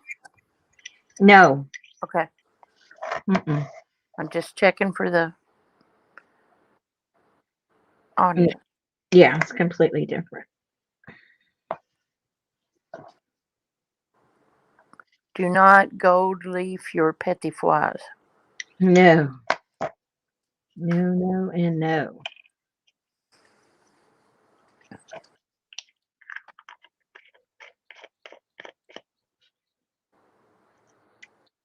Yeah, make sure you distinguish between gold leaf and edible gold leaf. Two different things, two different animals. Okay, let me put this back here.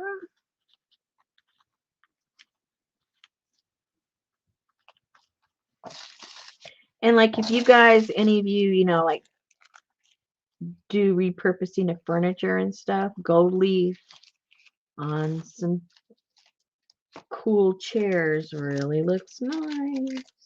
That's some expensive chairs. Looks pretty cool.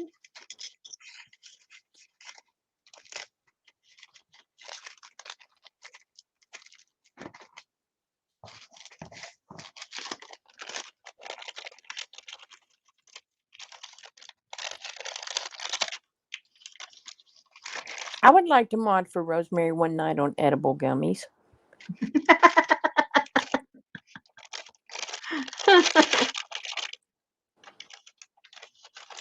That would be you on the edible gummies, not me.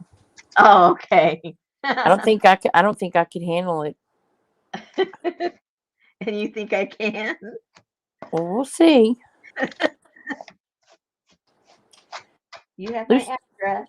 Lucy said she would like that too.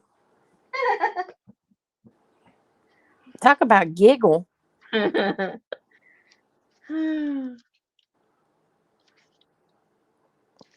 she'd be like, "Ooh, I'm so thirsty.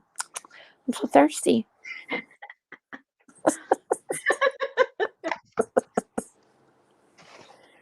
All right, guys. So now you have to decide. Let me put this over here. I think I go for the right. I like the one on the right. You like it plain gold? I like the Oh, the touches. the trimmy stuff. Yeah. Yeah, I like that too. I think it's a cool look. Okay. Let's put over here. Let me get this other stuff out of the way.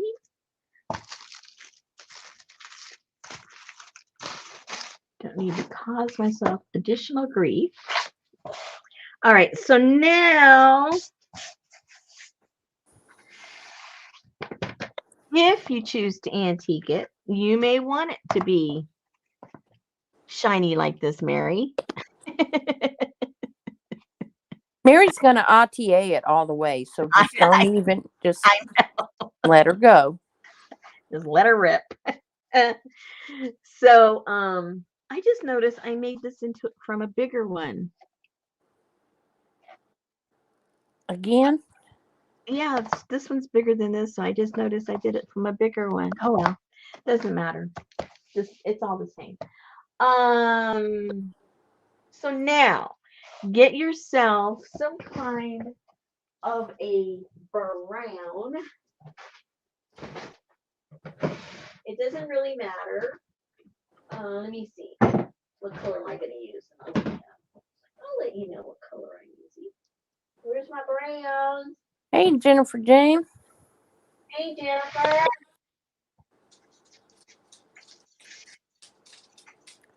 I guess she already ate. I want to see the browns. Oh, here they are.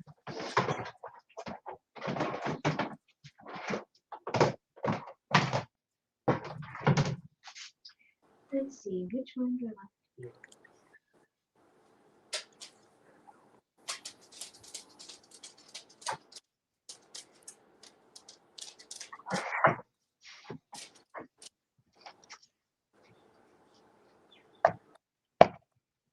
I think I used more toward this shade of a brown on the one I just, yeah, this is burnt umber. Okay, wait a minute. Okay, this is kind of weird. burnt umber, traditional burnt umber.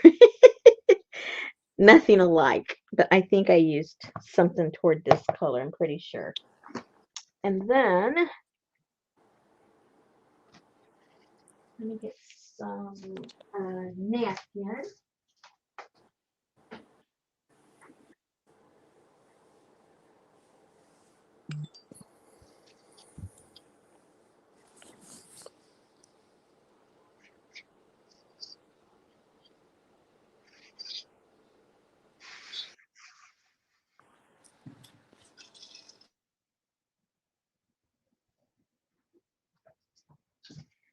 Get a napkin and sort of like a wet wipe or something, or a cloth, whatever you have, whatever you prefer.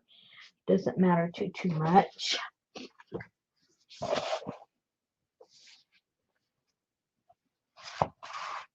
And I guess I'll just mix some on here.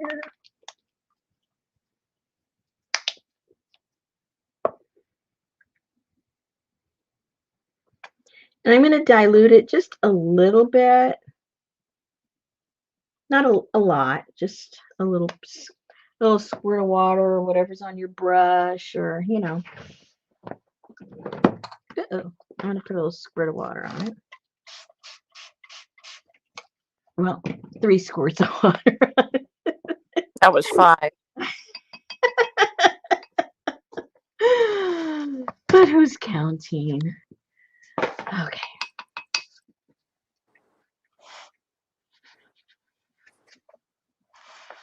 And we're just going to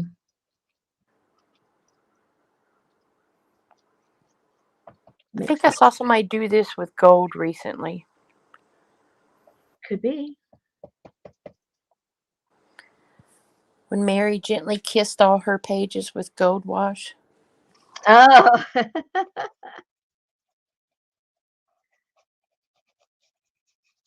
Now, if you're going to do this, make sure you get it into all the crevices, or else you're going to have dull spots and then really, really shiny spots where you didn't reach.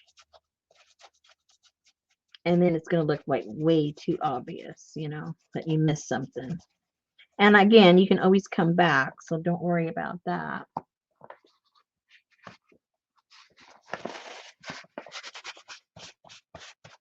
And you can put as little or as much as you want.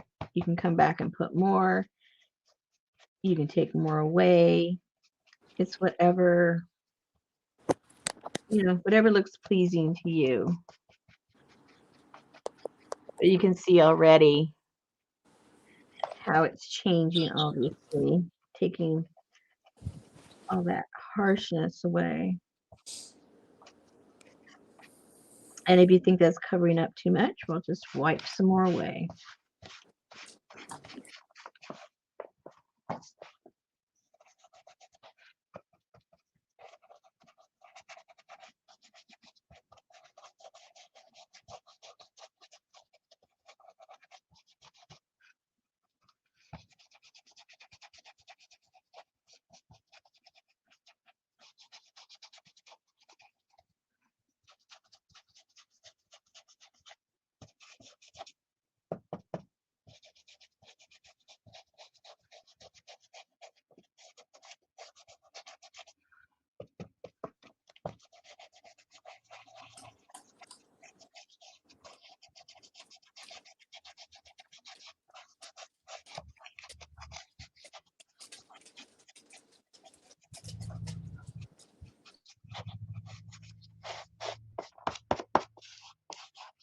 And like I said, some of you might decide you just want the gold color and don't even want to mess with this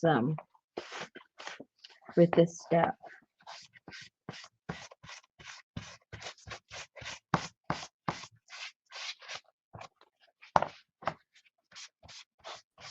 So could I use mauve and make it like a rose gold? Oh, definitely.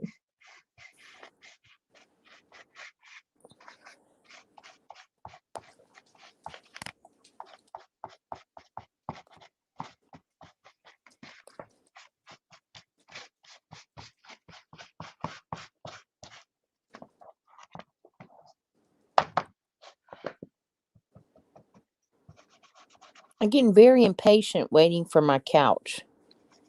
I would too. Especially since I already paid for it. No, I haven't paid for it. Oh, okay. Well, then be They, quiet. they don't charge me until they deliver it. All right. But geez, come on.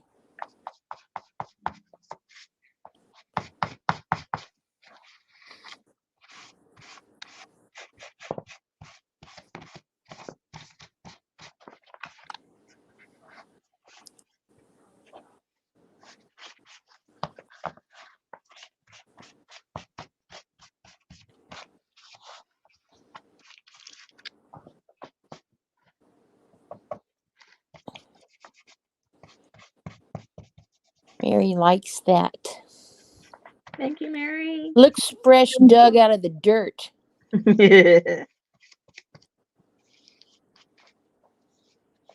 said that, Mary? No, I did. Oh, Mary said she liked it, and I I said was it gonna looks. say Mary likes her dirty art. But that's you. That doesn't surprise me. Okay, never mind. Aha. Never mind.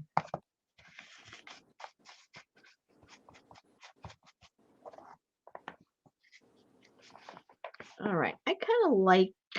I think it's just shiny enough. Okay. So then, if you want, oh, what did I do with my little brush that came with that? Oh, I don't want to look for it. So now's the perfect time to paint, Mary, because you can let it drip everywhere.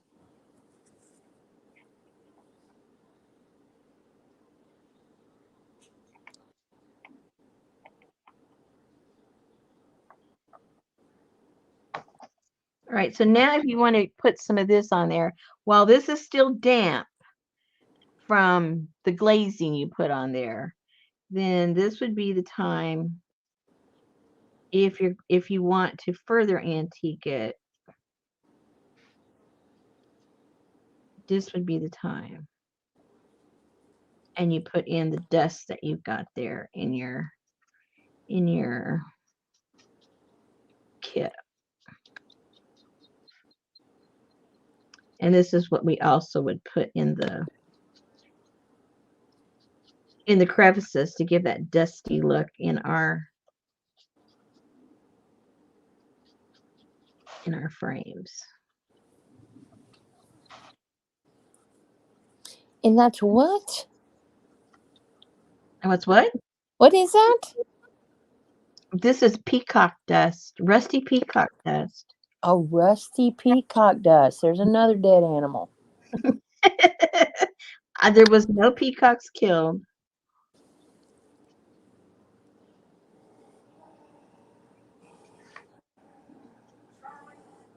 And if you're going to do it, right after you glaze it, because it'll stick to the glaze. What am I going to glaze it with? Huh? What am I going to glaze it with? Well, we just did it with um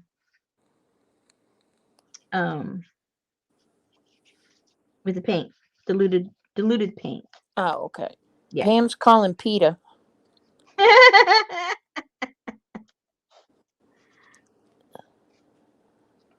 Okay. So now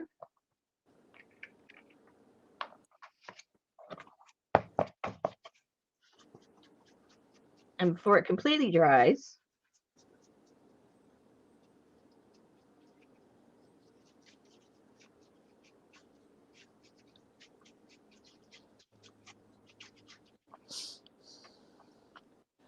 Lucy is in Canada, on the West Coast. now you can see the crevices there with the crusty dust in there. And Crusty dust. And it gives a little more definition to whatever design is that you have.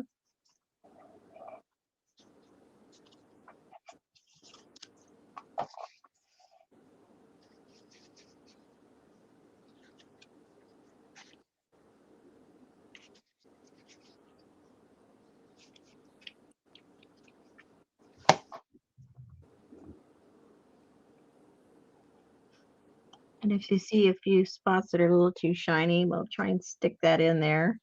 If it's not sticking, like it's not sticking there, that means I didn't get any of the glazing in there. So I might want to go back and try and get some in there.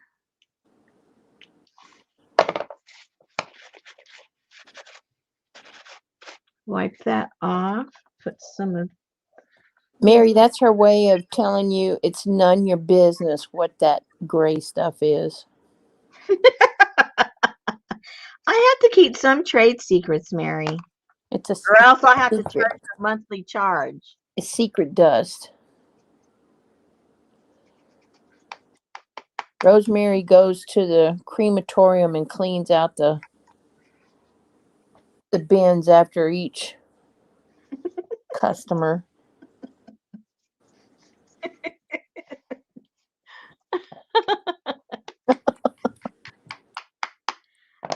Okay. Yeah, I have to get sassy with you guys to keep my content free. That's the price you pay. Uh-oh. Uh-oh. Uh-oh. It's getting dangerous. All right. I think I have enough dust. I put more dust on the other one, and I put more what do you call it? Glazing on this one, so you can see the difference. And also, I don't know if you can see so much the difference, but this has the red undertone and this has the black that was painted underneath. So I don't know if it's obvious to you. I see the difference. I don't know if it comes through on the monitor or not, the difference. But it's there. Yes, you can see it. Yeah. So anyway, so that is the process that you will go and, depending on how shiny or not shiny you want, Good that's night. how good night. Who am I saying good night to? Yeah, but we didn't forget about you, Jamie. And so depending how much you want to mute or keep this shiny, that's how much of the glaze you're going to make out of some kind of a burnt umber and water. Glaze it on there, wipe it off. If you want it more, glaze more, wipe it off. And then if you want even more of a subdued with a little more dusty look, then that's when you put the dust on there. And voila. Hey, Lord. And this one, I don't know. I think I may not tone this one down at all. I think this calls for it to look kind of shiny and glitzy. What do you guys think? Yeah. Yeah, I Oh, kind of like it's it. it's it's kind of white, but that's just my opinion. What's white? It's This? white. Oh, it is. Yeah. Yeah, it is. I put a little bit of glaze over that, but I still might do something a little bit more on that. But this one's not done at all. I haven't. I mean, well, none of them are done. But um, yeah, I need to work on this one still, on the back and everything. But so these are the three kind of different looks, depending on the background look or if you want to do a transfer. We did this. Did we do that the first night or the second night? Do you remember, Susan? That was, Did it last week. I know, but was that Egypt 1 or Egypt 2? In case people ask, well, when did you do the Well, transfer? since Egypt 3, I'd say 2. Yeah, I would think so too. I think All you right. did Thursday. Yeah, Thursday. Okay, so that Everybody said leave it alone. Popo don't know. that is that. And let me get some of this stuff off of here. If you have any questions about what we just did, now's the time, because you asked me later. I probably won't know what you're asking me about. Maybe that you don't want to know what that dust is now. So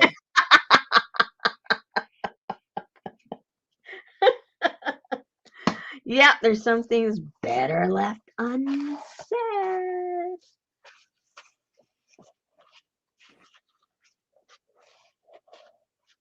That is for sure. yes, these are just cardboard from the priority mailboxes.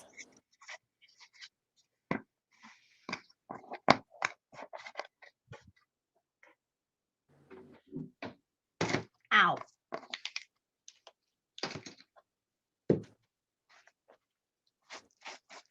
and she did those on Egypt Kaboodle 1. Mm-hmm.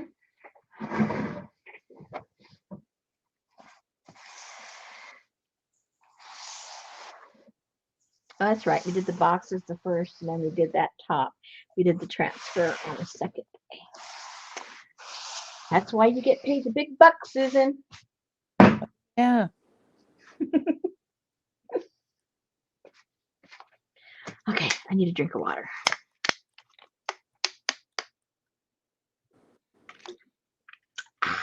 Not like, Mm? I do not like purchasing. I can tell you that.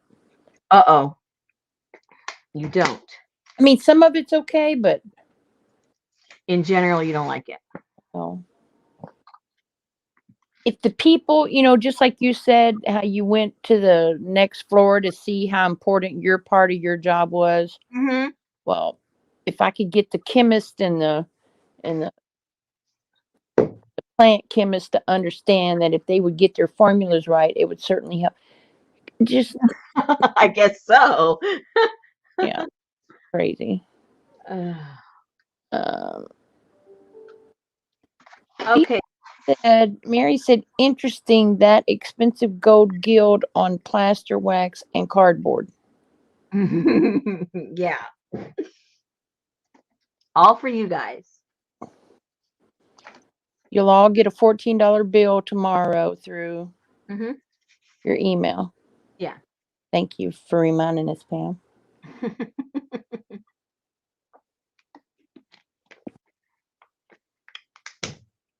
Yeah.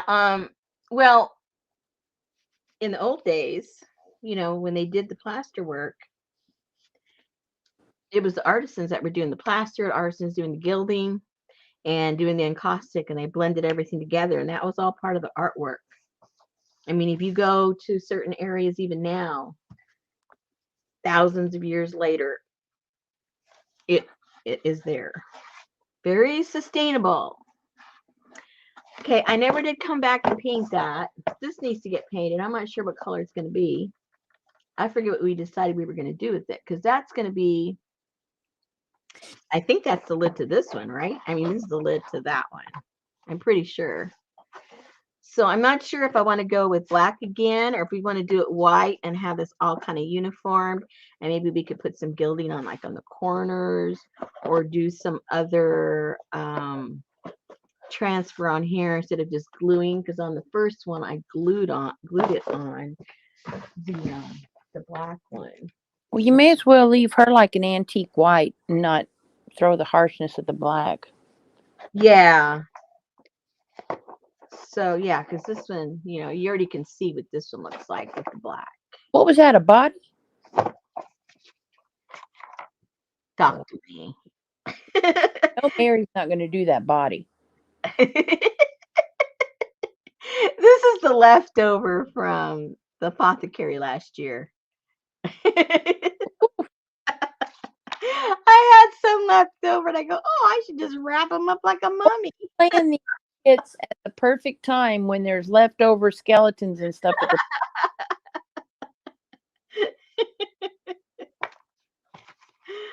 Oh, I wonder if we should start working on our papyrus paper, or if we should paint and finish these boxes up. I'm not sure what we should do. Well, you can paint the box and set it over to dry and then work on your There paper. you go. Again, the big bucks. Okay. So I'm just gonna do this white gesso like I did the top of this one. No, Mary, these are the ones that you're not storing stuff in these boxes. These are the ones that you get for $12.50 or something. Say what? Mary said, but she's been using her boxes for inventorying. She might have to dump out a box for a sarcophagus. It ought to. You can use the box that all your stuff came in. Yeah, these are all stuff got mailed to me. So I'm sure you get stuff in the mail. Just chop up your boxes that you get in the mail. That's all I did. Yeah, don't use your good big boxes from the postal service. Mary's whole storage closet looks like she works for the USPS. Uh-oh. I'm not gonna say nothing. I'm not saying nothing either. But she painted them all white, so you won't. So when they raid her, they won't know the difference. Nothing, Pam. Nothing. Oh, No. yeah. Look at Susan. Nothing. Absolutely nothing. Oh my goodness. Okay, let's get this puppy painted up with the gesso and let that sit over somewhere to dry. I know you're painting them white and putting a number on them. Huh? Mary said, "I'm Oh, white." Mary.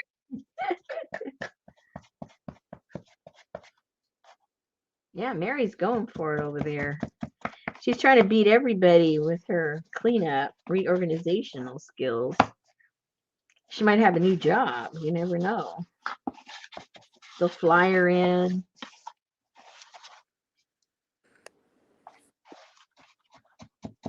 Pam said, "Please do an Irish theme one sometime." Irish. We haven't done that. You could get the Blarney Stone. I might have to eat some Lucky Charms to get inspired. That's right. You can have stars and moons and clovers. Yeah, that would be for March. Kathy D said she was thinking about using amber shellac on her white box bottom after she decorates it. Oh, that would be nice. And Mary's tripping because you're taking December off. I didn't say I was taking it off. Susan's taking it off.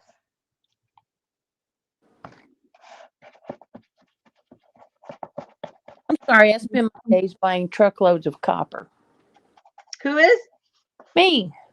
I bought 3 truckloads of copper today. And what are you gonna do with it?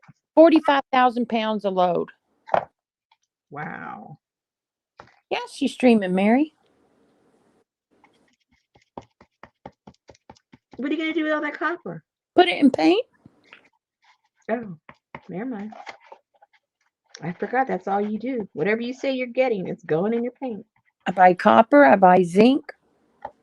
I buy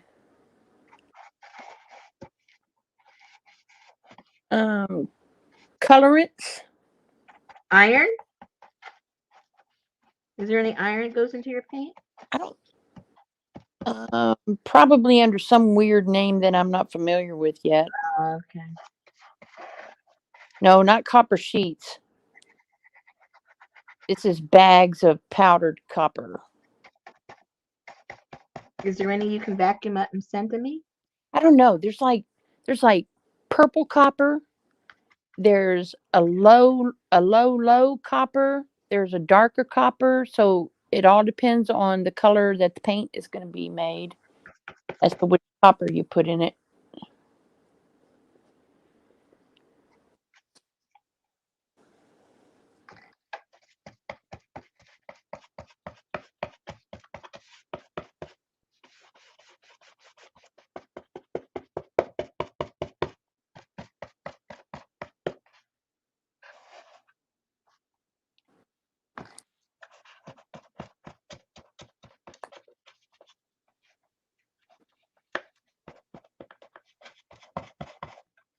Man, it says super heavy gesso. They mean it.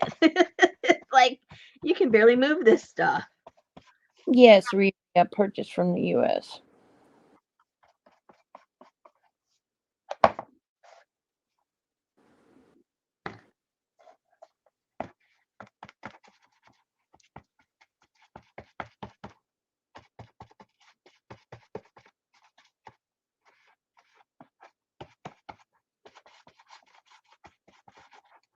Greek. This is heavy, man. Heavy. It barely moves. Wow. Look at this stuff. I mean, it's like, and it's heavy.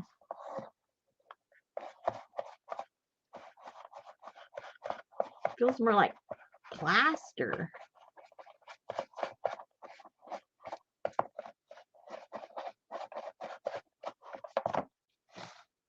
That's good. It'll keep the bugs out.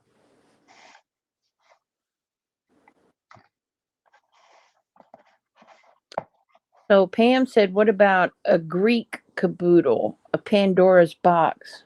Ooh, I love Greek.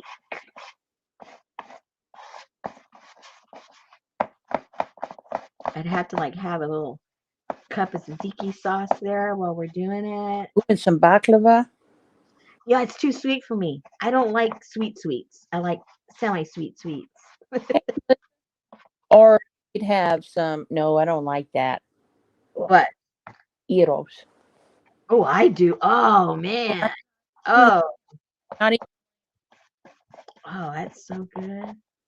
One of my favorite places just expanded. I drove by and it was like empty. And I'm having a hard time. Going, where did you go? And they had a sign on there. We moved to, and it was a brand new place. I didn't even know they were moving. I must not seen the sign.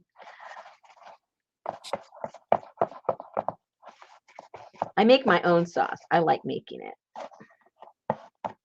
But I don't know how to get those spices to make I don't know what spices to put in that meat that makes it taste like that. It tastes so good.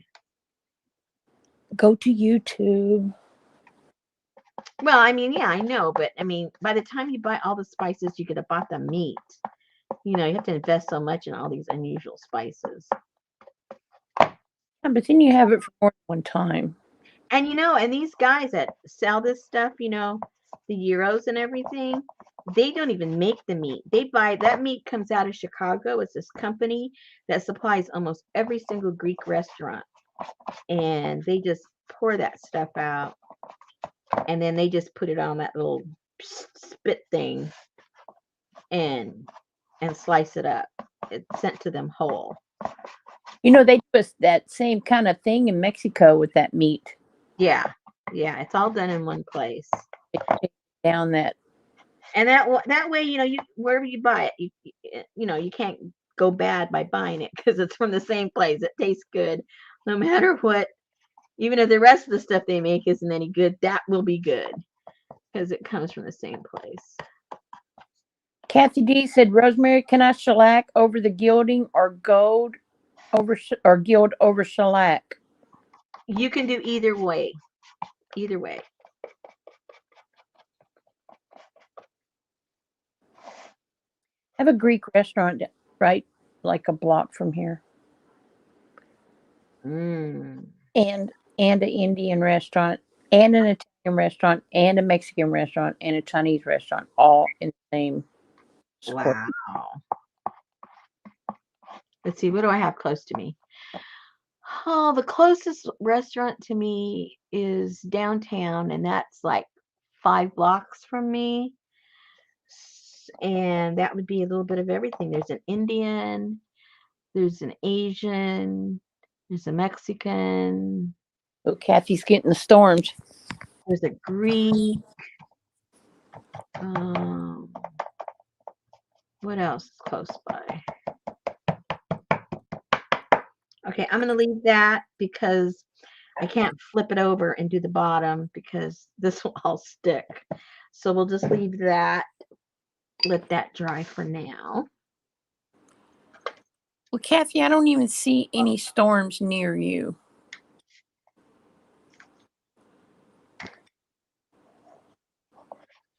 Pam wants the storm.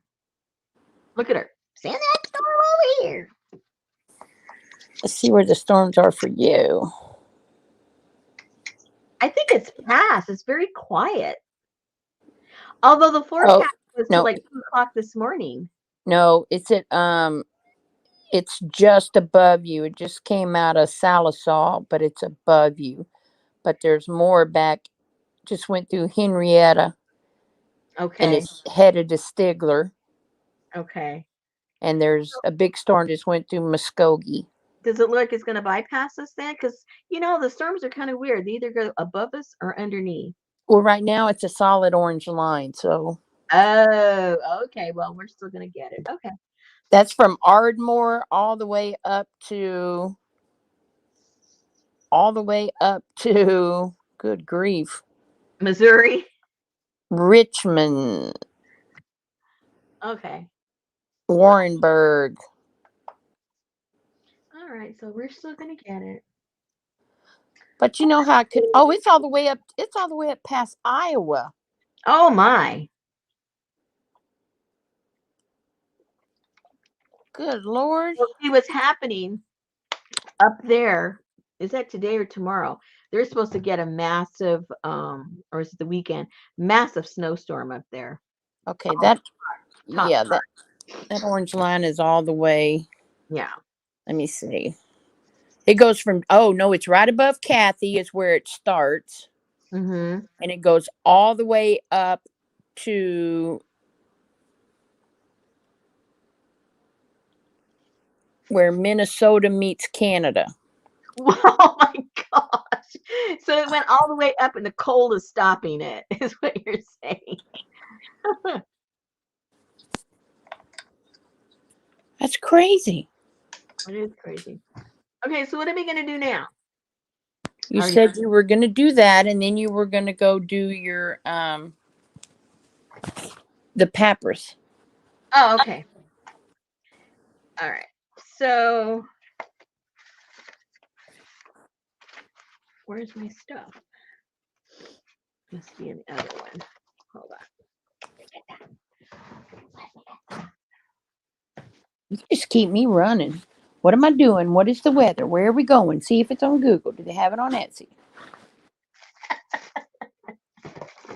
Well, what would you do if you weren't doing nothing? You'd be sitting there falling asleep. Oh, girl, I would be asleep. That's what I mean. We're doing you a favor. Complain, complain, complain. Ooh, I love Mexican food. I could eat Mexican food all the time, Me too. every day. Me too. Mary, do you and your brother have what you need before the snowstorm?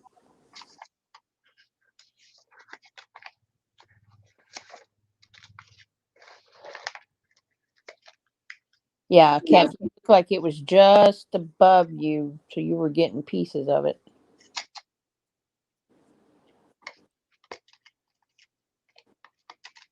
I tell you what, I need some birria tacos. I'm gonna make some What kind? birria. Birria. I don't know what that is. It's where you make that. It's like a brown sauce, and then you make your tacos, and you put a little of that sauce in your skillet, and you cook your tacos in that birria sauce. No. Oh my gosh! Oh my gosh! No. I missed Yeah, that. I need to yeah, get the recipe on that one. You're gonna send me the video for that one, Susan. yeah. That is like a little over my head. All And right. said So she's married to an Italian, and all he wants is noodles. oh my goodness. That makes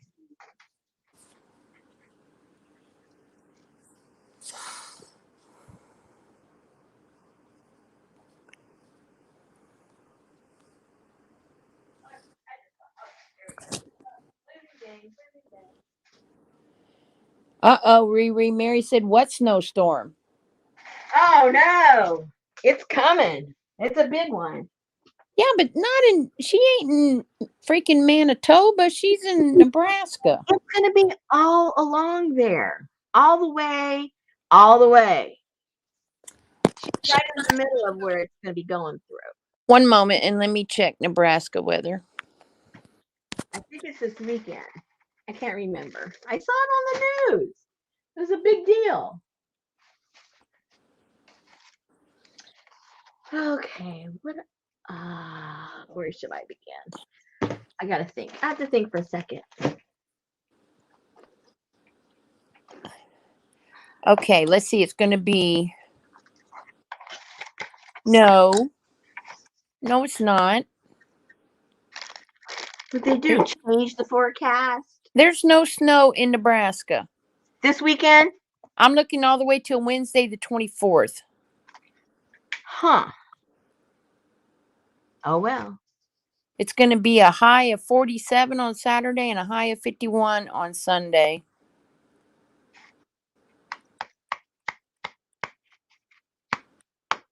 No rain.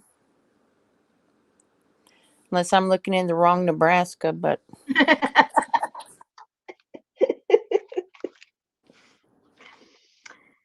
Okay, guys. So obviously, at least when I think of Egypt, I think of papyrus, right? Who doesn't think about papyrus when you think of Egypt?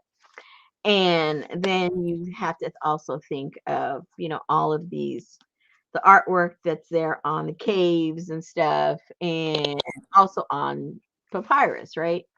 So I thought, okay, there's no way we're gonna make papyrus. There's no way we're gonna buy papyrus. No way we're gonna do anything. So I thought, what's the next best thing to make papyrus? And those of you that got the kit, you know what I used. I used this. I used corn husks to make this papyrus. And so all you do basically is whatever you're going to put it on. If you're going to put it on maybe some tags or journaling cards, or you want to put it on, the cover of a little journal, whatever it is you want to put it on, that's what you're going to put it on. And it gives that look and the feel of the papyrus.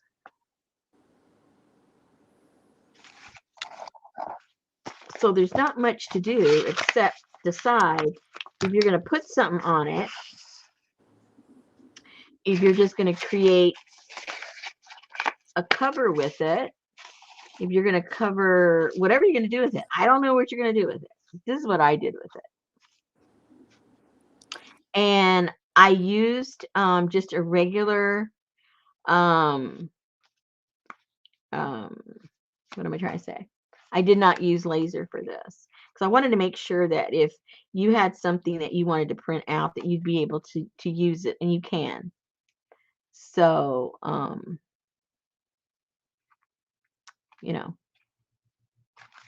if you've got something you want to put on there and you've already printed it out, you can use it, or you can use some of the printables that was included. I think this one's in there. I'm pretty sure. I can't remember. But I think that's part of the printable that you received. But we've already done it on that. So I'm going to try a different printable on the one that I'm going to do.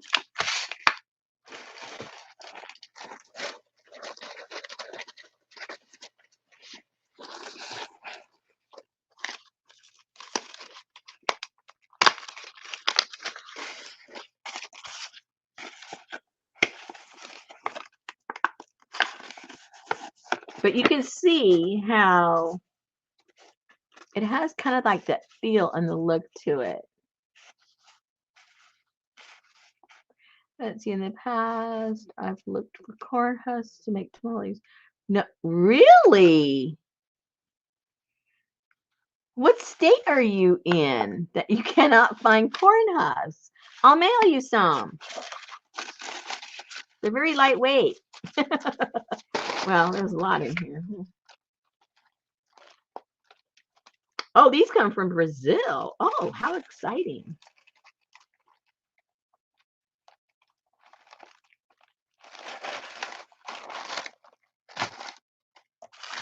New Jersey. You guys got Mexicans in New Jersey. What's wrong with them? Or are they all Puerto Rican? Having Mexicans and having corn husks are two different things. What? Yeah, I got these. You got cornfields in New Jersey? They have everything in New Jersey. I know. Yeah. But anyway, yeah, if you want some, I'll send you some. I have no problem.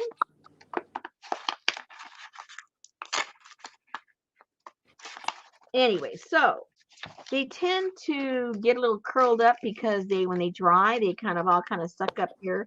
So I just kind of cut that part off so that it lays flat. Where's my scissors? At first I was trying to soak them and do this and do that, and I'm thinking, hello, all you got to do is cut this off. Hello. Hello. Like sometimes people, we make things so difficult. So you know how nice it flats.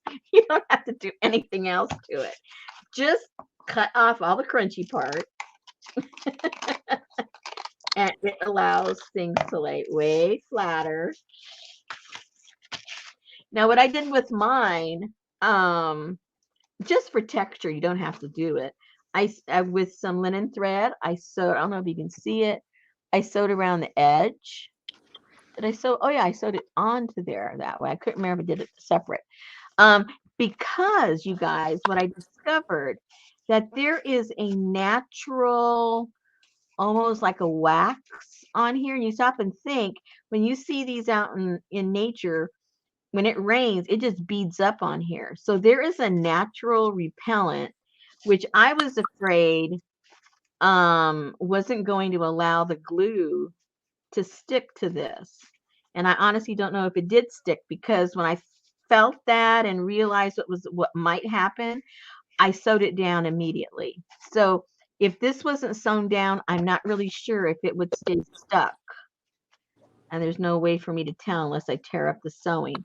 So if you glue it and it doesn't stick, don't get frustrated. It's because what's the natural repellent that's in here. So that's all I'm saying. Don't get excitable.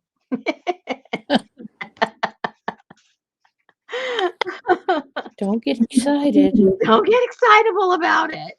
It's not your fault. Okay.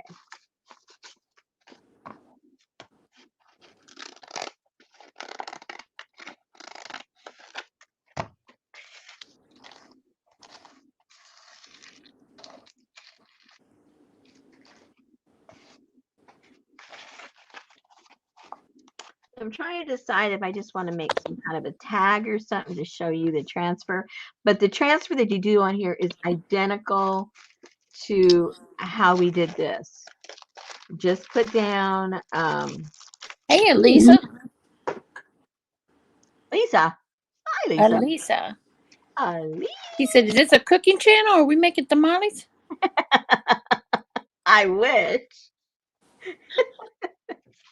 I wish. So anyway, all I used was my the matte gel medium, and I put it on this. We'll do it, but I'm just telling you what I did. I put it on this just like I put it on this board, and left it overnight, and then peeled it away like we did this one. So just same technique. But I think what I might do,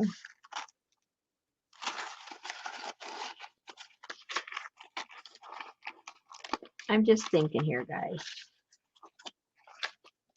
I have this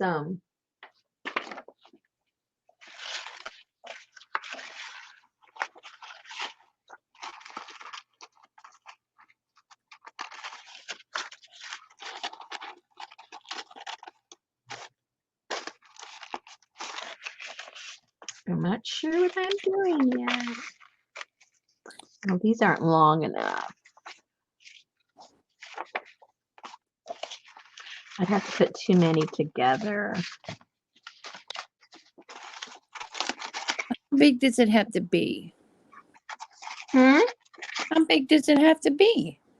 I was thinking of transferring this onto there, but this is kind of big. Oh. So it would look too goofy having to put like these 3 pieces together and then sewing them together, and yeah, too goofy unless I cut him down. Lori's so excited she just can't hide it. Who? Lori Pink Girly. She's about to lose her mind. That reminds me of a song. What's that song? 'Cause I'm so excited. There you go. Okay, I could put half of it on one, and just to see what it looks like. Oh. And then put that after it's been transferred onto, some little cover of some kind. That might look cool. Kathy snagged a book at the library pop-up book sale with lots of great pictures of Egypt. Oh, lucky girl. Lucky girl.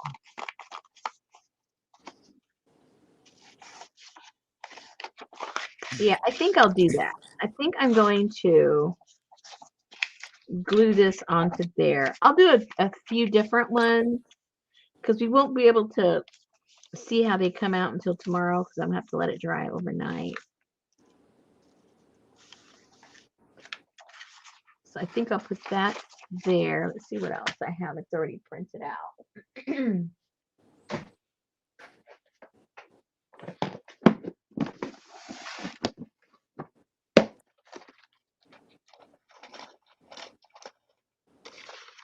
Oh, and look what I got to put on a journal. Isn't that cool?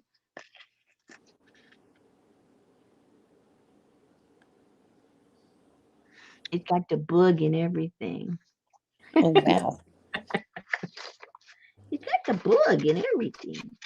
Okay, I think this one would look pretty cool on one of these pieces.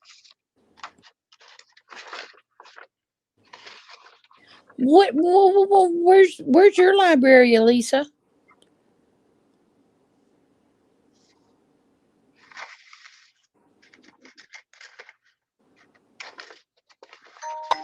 She goes to one you don't go to? I don't know. I I live in Tomball. She lives in the next little town, which is 5 miles down the road. How about the evil eye? Kathy said she is really getting hammered by the tail end of that storm. Well, that's no fun. Oh, in Laredo. That's not right, Elisa.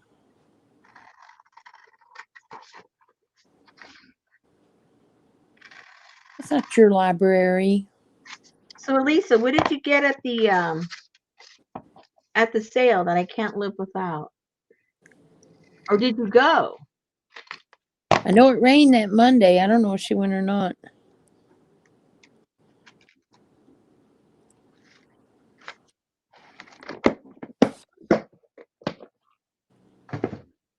Okay, let's find a piece that will work.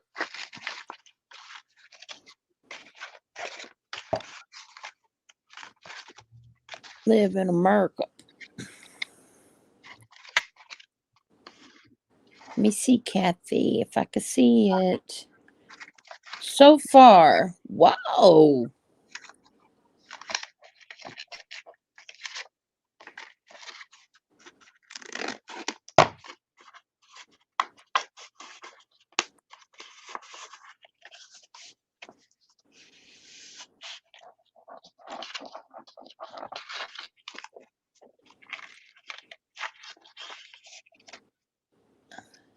Maybe like that. Oops. Now, see, it's going to be, just so you guys know, if it's really bumpy, everything's not going to make contact. So it's going to be a little sketchy there. But that's okay. It'll just look more authentic.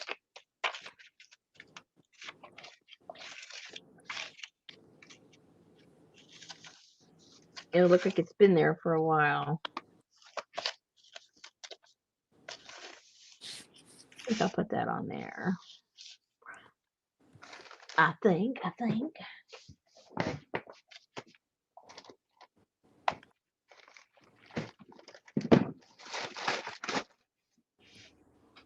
don't see it yet, Kathy.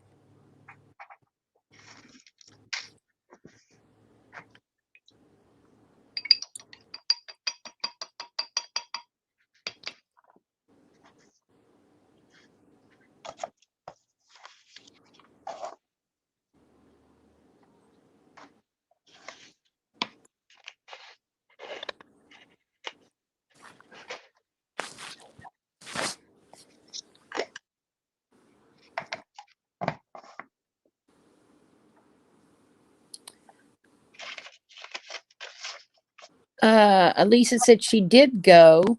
She bought some blueprints and some shirts to wear. She didn't know what you were looking for. You never responded back to her email. Holy moly. Well, I don't know what happened. I have no excuse.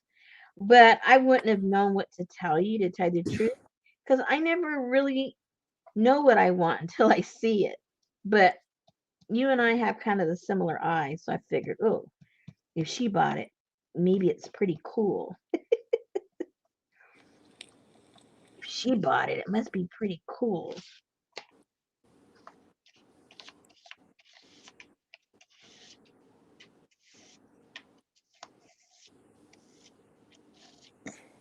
I don't know if you did or not, Artie Dar. How much do you love and adore Egyptians? Who are you talking Yes, Artie Dar. I just saw your papyrus. Very cool.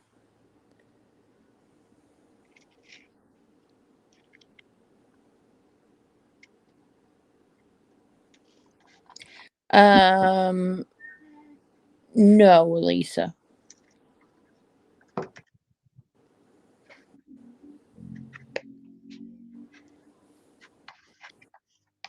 Okay, now you got to really try and make contact because it's all wonky and warpy and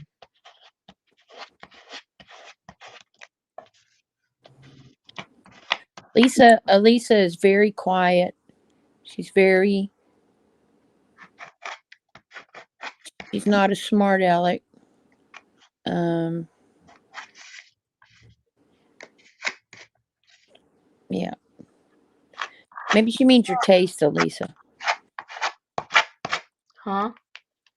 Elisa said, "Are we, Susan? Are we anything alike?" No, I don't mean our personality. I don't know your personality. I just going by your taste in stuff that you like to purchase. Elisa is very sweet. Yeah, we're nothing alike. That's what Susan's trying to say. No, I don't think they're alike. But actually, we sit in the restaurant and talk for hours. It's only because I'm a chip whore, that's all. But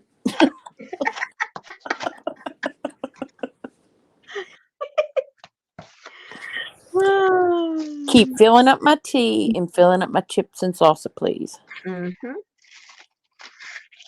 That's the best part of going to the Mexican restaurant. Chips and salsa. Take the food home. And a margarita. Eh. Yeah, you can't have a good chip and salsa without a good margarita. It just adds so much to the flavor.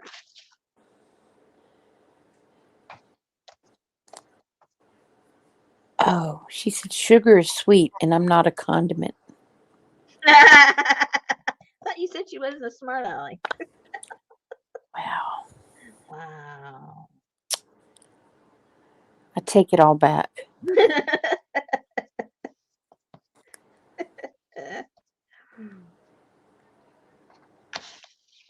Okay, she's very nice.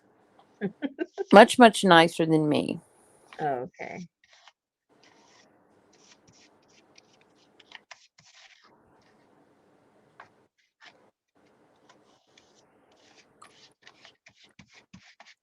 I saw somebody the other night made a margarita shot with chopped up pieces of jalapenos and lime in it. Ooh. It was like a jalapeno margarita mix or something that they mixed in the shot. What medium are you using? She's using corn husks with matte medium, Liquitex matte medium,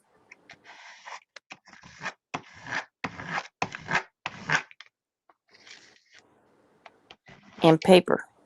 But I've used Mod Podge in the past. I'm using this because I have it. So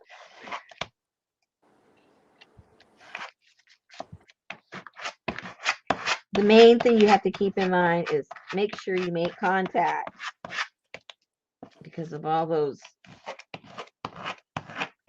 all those ripples in the corn husk. I was about to say, Devin, I thought you said goodnight earlier. Devin said Matt tamales. Yeah. I doubt it, Elisa. Was that printed on a laser printer? No. No. Neither was her box cover. Nope. And that turned out perfect.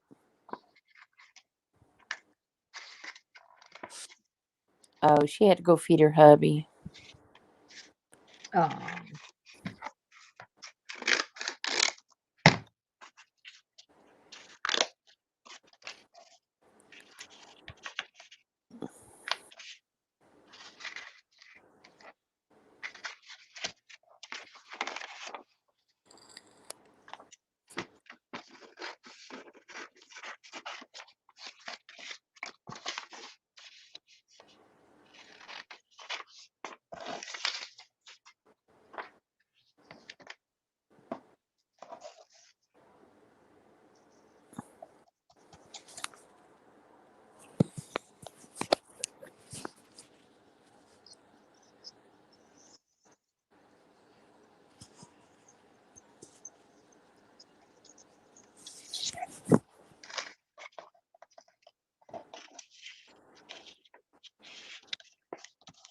And those corn husks don't tear during all that?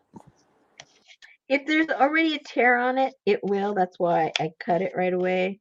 Uh-huh. But no, it at least the ones I used already, they stayed intact. So Cool.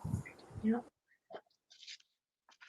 It doesn't mean they'll all work, but I was just fortunate enough that the ones I tried, they worked. I need some good tamales, speaking of. Have Kathy send you some. She knows where to get them. You would think I'd know where to get them here. Those were good. But you know what? I haven't seen them lately. But Sam's used to sell them. They were actually pretty good. But I haven't seen them there lately. So Devin said when she was in grade 6, they did a unit on Egypt, and she used a potato sack stretched over a hockey stick made frame and drew an Egyptian scene with oil pastels. I guess that was my first mixed media project. Wow.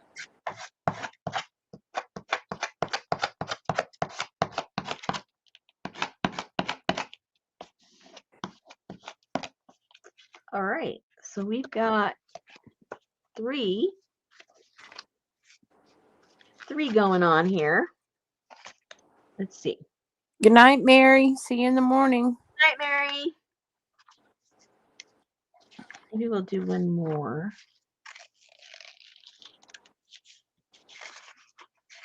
That might look kind of cool right there.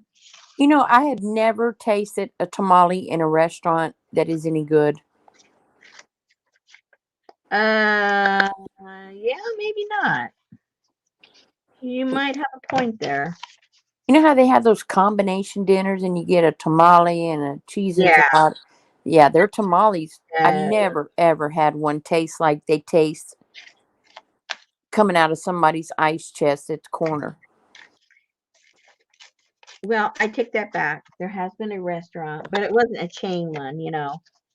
It was just a mom and pop, and I'm sure they made them. And it was in that town. Was I talking with I forget where I was talking about this. Was I talking about that here on my channel about Kankakee? Was that Last here? week. Yeah, okay.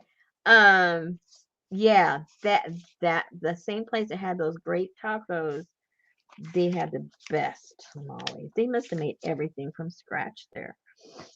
It was so good. Rosemary don't make tamales. I have. But you don't. Well, my husband couldn't eat them. Maybe he can now. Well, it's not like you're going to do like a Barb Owens Christmas Eve tamale making thing. That's the funnest thing to do with a group of friends. You really find out a lot about, how you know people at a certain level. Cook with somebody, you really get to know them on a whole different level. And cook with somebody that doesn't know how to make what you're making. Oh, wow. Their personality really comes out. Yeah. You get to know people. Yeah, I get. Do you want to cook this? Oh, okay. No, that's okay. You do it. You're doing fine.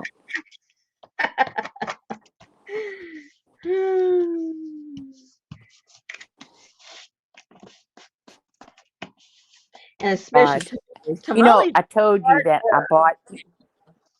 You bought what? Yeah, there. So I told you I bought that stuff from Omaha Steak. Yes. All that food that Betty screamed because there was no room in the freezer.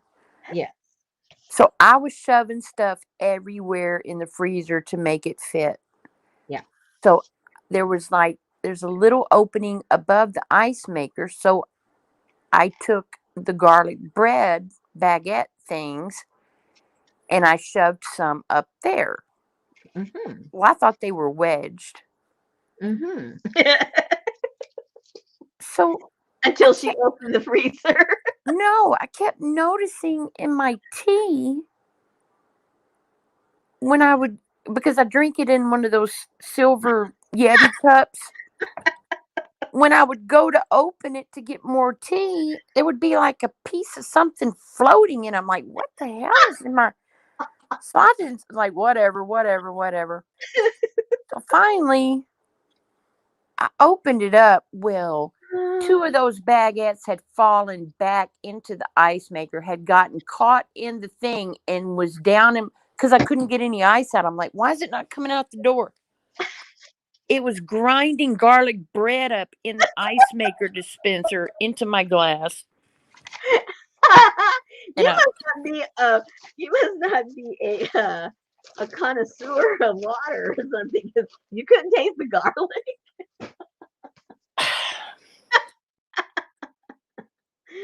Oh my goodness, that's too funny. I had to take the ice thing out, and there's it looks like an auger. Yes. Yeah, that That's what twirl. cuts here. Yeah. Uh-huh. Yeah, and it was down where the ice comes out, wrapped around through that auger, frozen. Oh my goodness. So I had to thaw it all out, throw away all my ice, clean out the ice maker, and I was like, That must have taken you all day. Okay, I want to find one where she can sit on it. That this might work. Oh, I'm gonna say where I don't have to cut too much off. That one's not bad at all. "Well, do you know a good place to buy tamales? Because I don't, Elisa, not over here."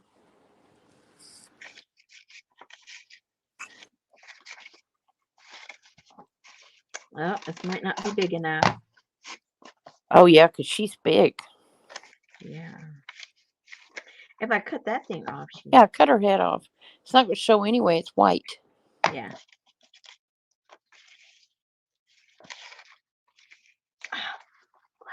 She fits. Let me see if I find another one that's a little bit bigger, maybe. No, by the time I cut all that stuff off, it's gonna be just as small.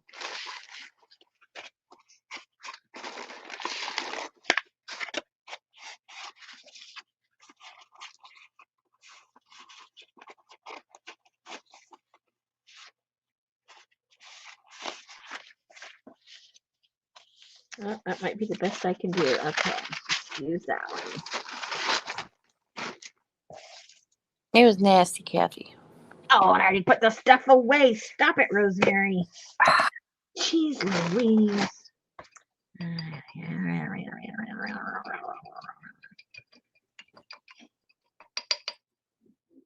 Ooh, I hear the thunders coming right now. Check the radar, quick. Hang on, I'm in Nebraska. Let me change the myth. I think the band is making its way here. So if we go out, you guys, you know why. Oh, we only got 10 minutes anyway. Okay, no problem. We'll be okay. I hear it in the distance. It's in Salisaw. Okay, yep, it's right there. Okay. It'll be here in about 10 minutes. Right when we But go it, off. but it looks like it's gonna go above you, and the bottom of that part is still over in Stigler. Oh, okay. But you'll get green rain. The orange stuff is in Stigler. Okay. That's okay. And once that passes through, then you should be good for the night. Yep. Is it Yeah. going to make it cold? Is it what? Is it going to make it cold? I know it's going to be 62 tomorrow and sunny. So, you know, well, it's a little cooler than it had been. I think today it was 70. Yeah. So it is going to be cooler. It'll be cool, but it won't be cold. I like those tamales, Lori, in the by Altex in the can. Ooh, Susan. They're greasy. Susan, that is so unlike you. I know. You might as well be eating spam, okay? I know, but my mama used to make those when I was little, and I remember seeing her have to open the bottom of the can a tad to make them fall out because they're wrapped. They're all wrapped in that paper. Oh, I'm totally shocked. You've just broken the whole illusion about you and food. Oh, I don't know if I can ever think about you the same way. I'll eat those before I'll eat the ones at the restaurant. I don't know what I'm going to do with you. They really do taste good, though.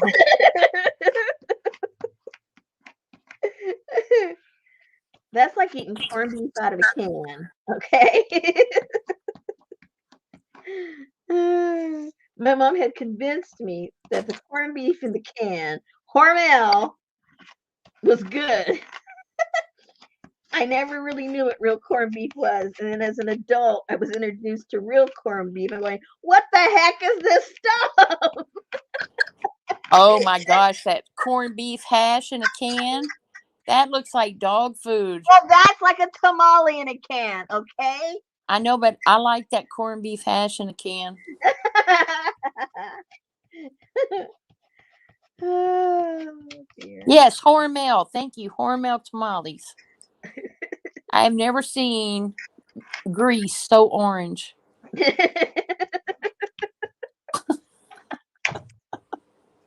I can't handle it. I'm gonna have to go have a sweet potato when we're done, just to get that out of my mind. I always take an indigestion pill before I eat them. Oh no, I'm not eating potted meat in a can. That's Oh no, but she'll have a potted tamale. Okay. yeah, but I'm not eating no potted meat Okay. or that. What is that? Deviled ham.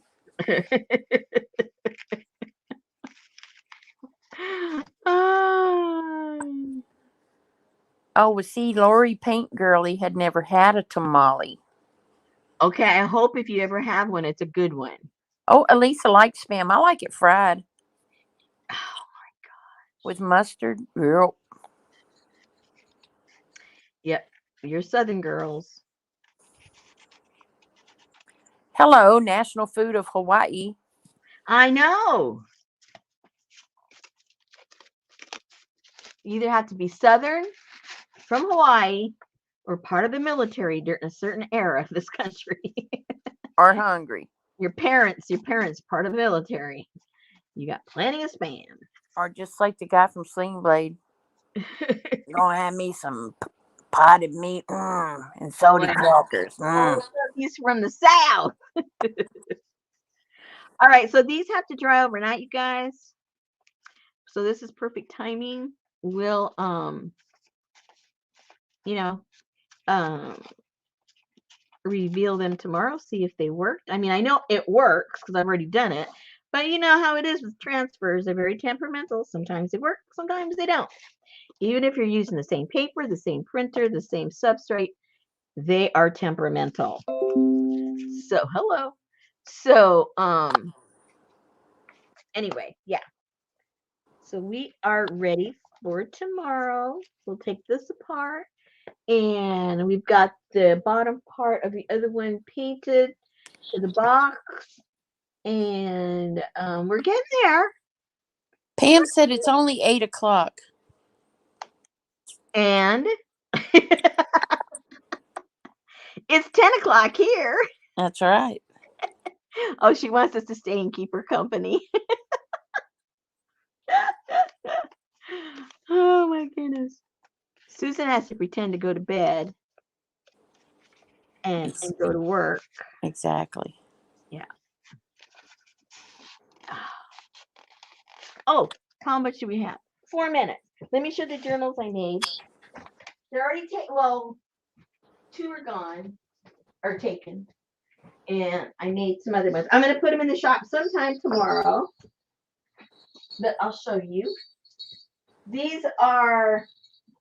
I don't do holiday ones because that sticks you too much to a certain thing. But last year I did make some winter ones, so that's what I did. Someone had asked about one I did last year. I do like winter themes because I love the snow.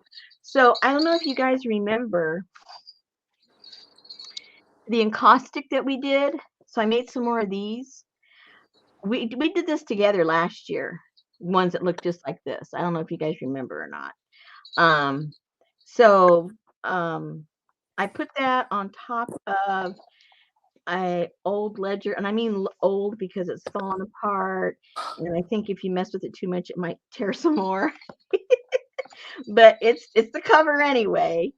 And then some ticking, and then some. I covered this all up with that black paper, that black tissue paper. So that's what the back cover is covered with.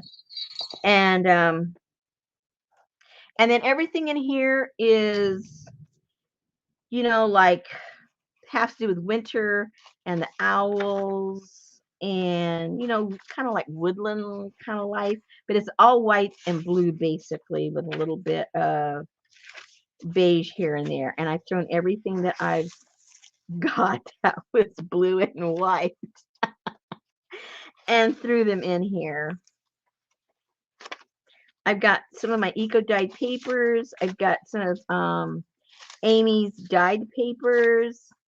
If it was blue and I found it, it got stuck in here. And if it had something to do with the stars and the moon and all that. Oh, by the way, is it the 18th? I think it's the 18th. I have to double check. But we're going to have the longest eclipse of the moon toward the end of this month. So I decided to do the moon thing for November's eclipse. Moon eclipse, that is. And then I took some tissue paper and the stamps that I used when we did the other encaustic last year. I stamped them all on the paper, and then you can just tear them off and glue them onto the pages, and it looks really super cool. That's what I did with the front of the encaustic. That was done with tissue paper, and then I did the encaustic over it. But anyway, you get the idea. Oh, and I have a couple of pages of plastered cloth in here. For those of you that like to draw or to use charcoal, that works really well on there. Most of these papers are mixed media. I have mixed media. I have watercolor, cardstock. Yeah, it's more like a glue or artsy kind of book. And then I have this packet here that is all full of, moon, celestial stuff. I've got the bunch of owls in here, moonscapes, more owls, more moons, more owls, more moons. Oh, here's a cardinal. I think that's a cardinal. I think that's a female cardinal. And a deer, another owl. Oh, another deer, another owl, and the girl in the moon. so you can put into your pages. And I just made a little pocket out of this handmade paper, and put this tree with the sleigh bells, and then there's one more signature with all the different similar um, papers. And so the three that I have, they're all pretty much, I mean, they're all from the same resource of everything. The cover's different because it's a different, um, the stamps that I used on the paper before I did the encaustic part. So that's different. And then this one's yet a little different. Yeah, this has the trees and the birds, but this is a different tree and different birds. And the moon, and then the lunar calendar right there. We did something like this on Mary's Hop. Like what? These covers. We did? Yes, you did them whenever you did Mary's Hop last year. Holy moly, is that when I did it? Yep. I know I had done, I knew I had, yeah, I knew I did it last year, Yep. but I didn't know when or where or how. Yep. You did them on Mary's live hop. Okay, good to know. I didn't remember at all. Again, same thing, same, pretty much same. Pretty much same. Little pocket with all the same kind of goodies in there. Same.